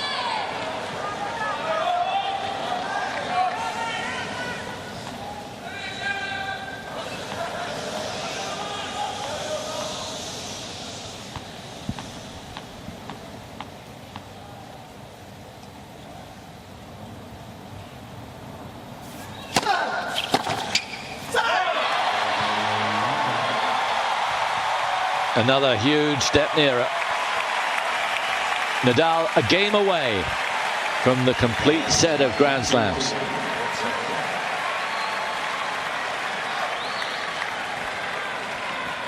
And that's the shot really that's propelled him to this little bit of history.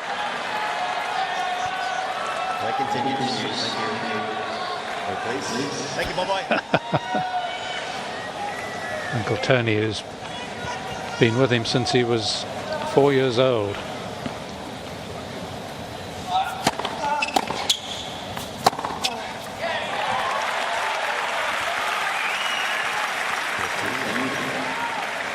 And from all accounts, doesn't get paid. Really? But just says to Rafa, you do what I say.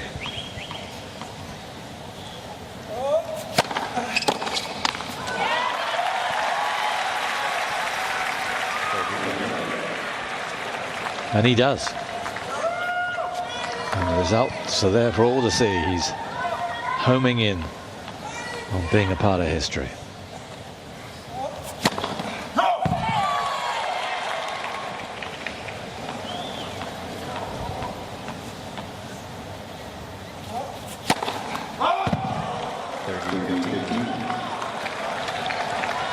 Yes, I think even Uncle Tony, was responsible for Nadal playing with his left hand as a natural right-hander. He played with two hands as a kid, knee-high to a grasshopper.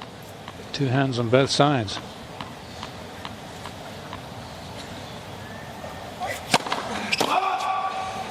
Did he have Popeye muscles then? I doubt it.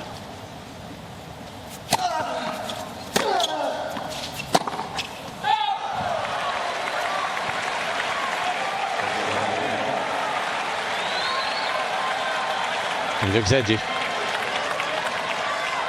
And no wonder. Although he might have complete faith in him. This is big, even by their standards, what they've been through.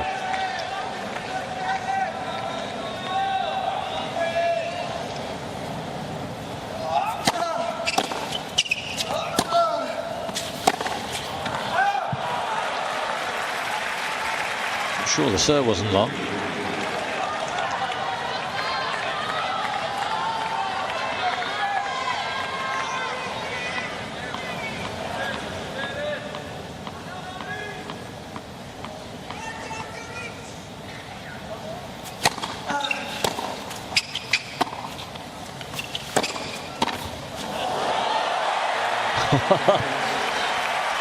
Is that the last beauty from Djokovic? He has played some absolutely stunning shots, and that was amongst them.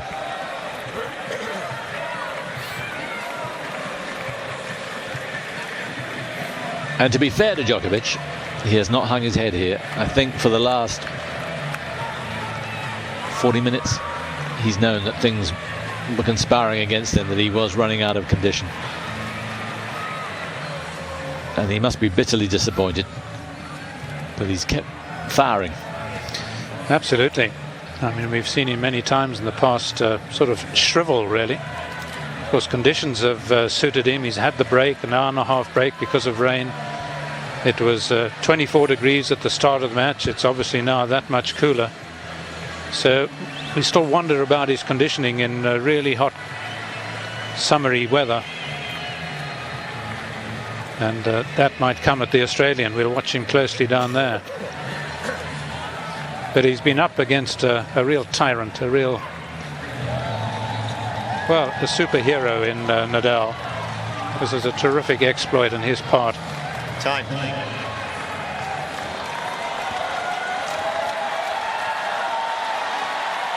It's been a really good final.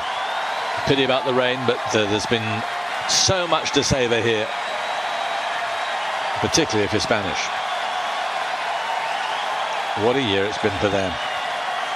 Thank you. Here we go then.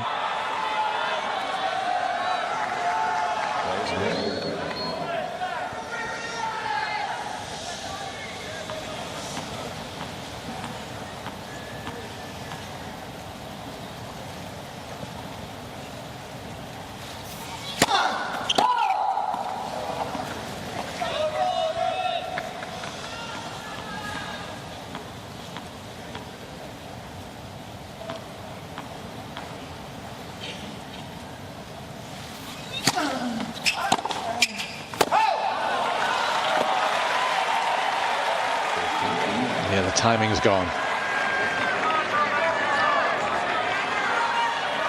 Yes, everything has got to synchronize. You can see the arms and the legs weren't working in harmony.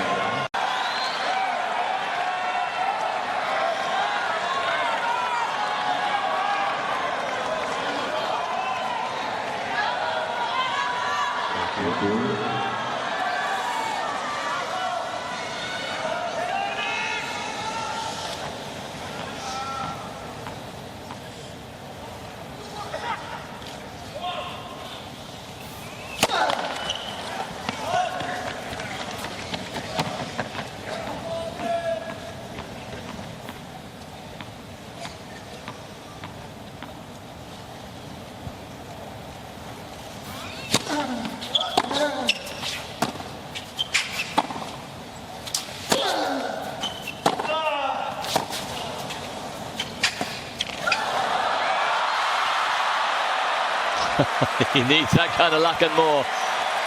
Good personality. He's out on his feet, still able to smile. Yes, he's sort of playing silly Billy here, is Djokovic, but one can understand why. Nothing to lose, so he may as well be a little cheeky. It's typical, really, of his own particular brand of humor.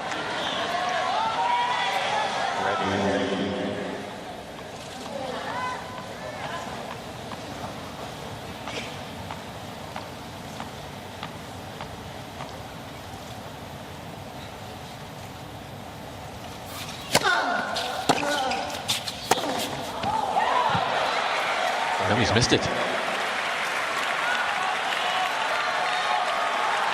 Well, assuming he hits a winning shot in the match here, Nadal, I'm just wondering which would be the most fitting shot. And I think it's got to be his forte. It's got to be his creme de la creme. It's got to be, I think, his forehand down the line, the shot that he missed there.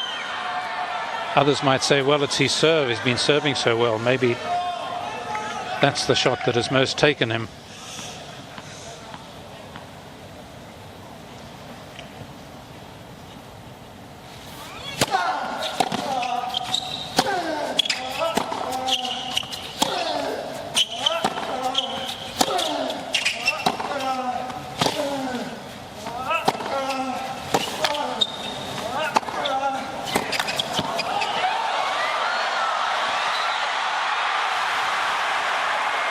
He's got it.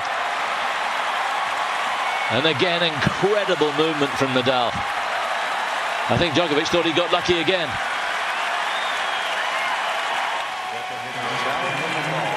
Right side baseline. Always called in. He's going to challenge it. I think it was all right. Yeah, outside of the line.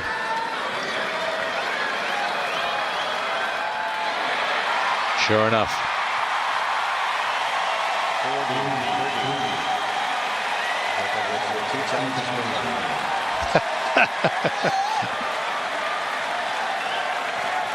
Match point for Rafael Nadal. Thank you. Ready.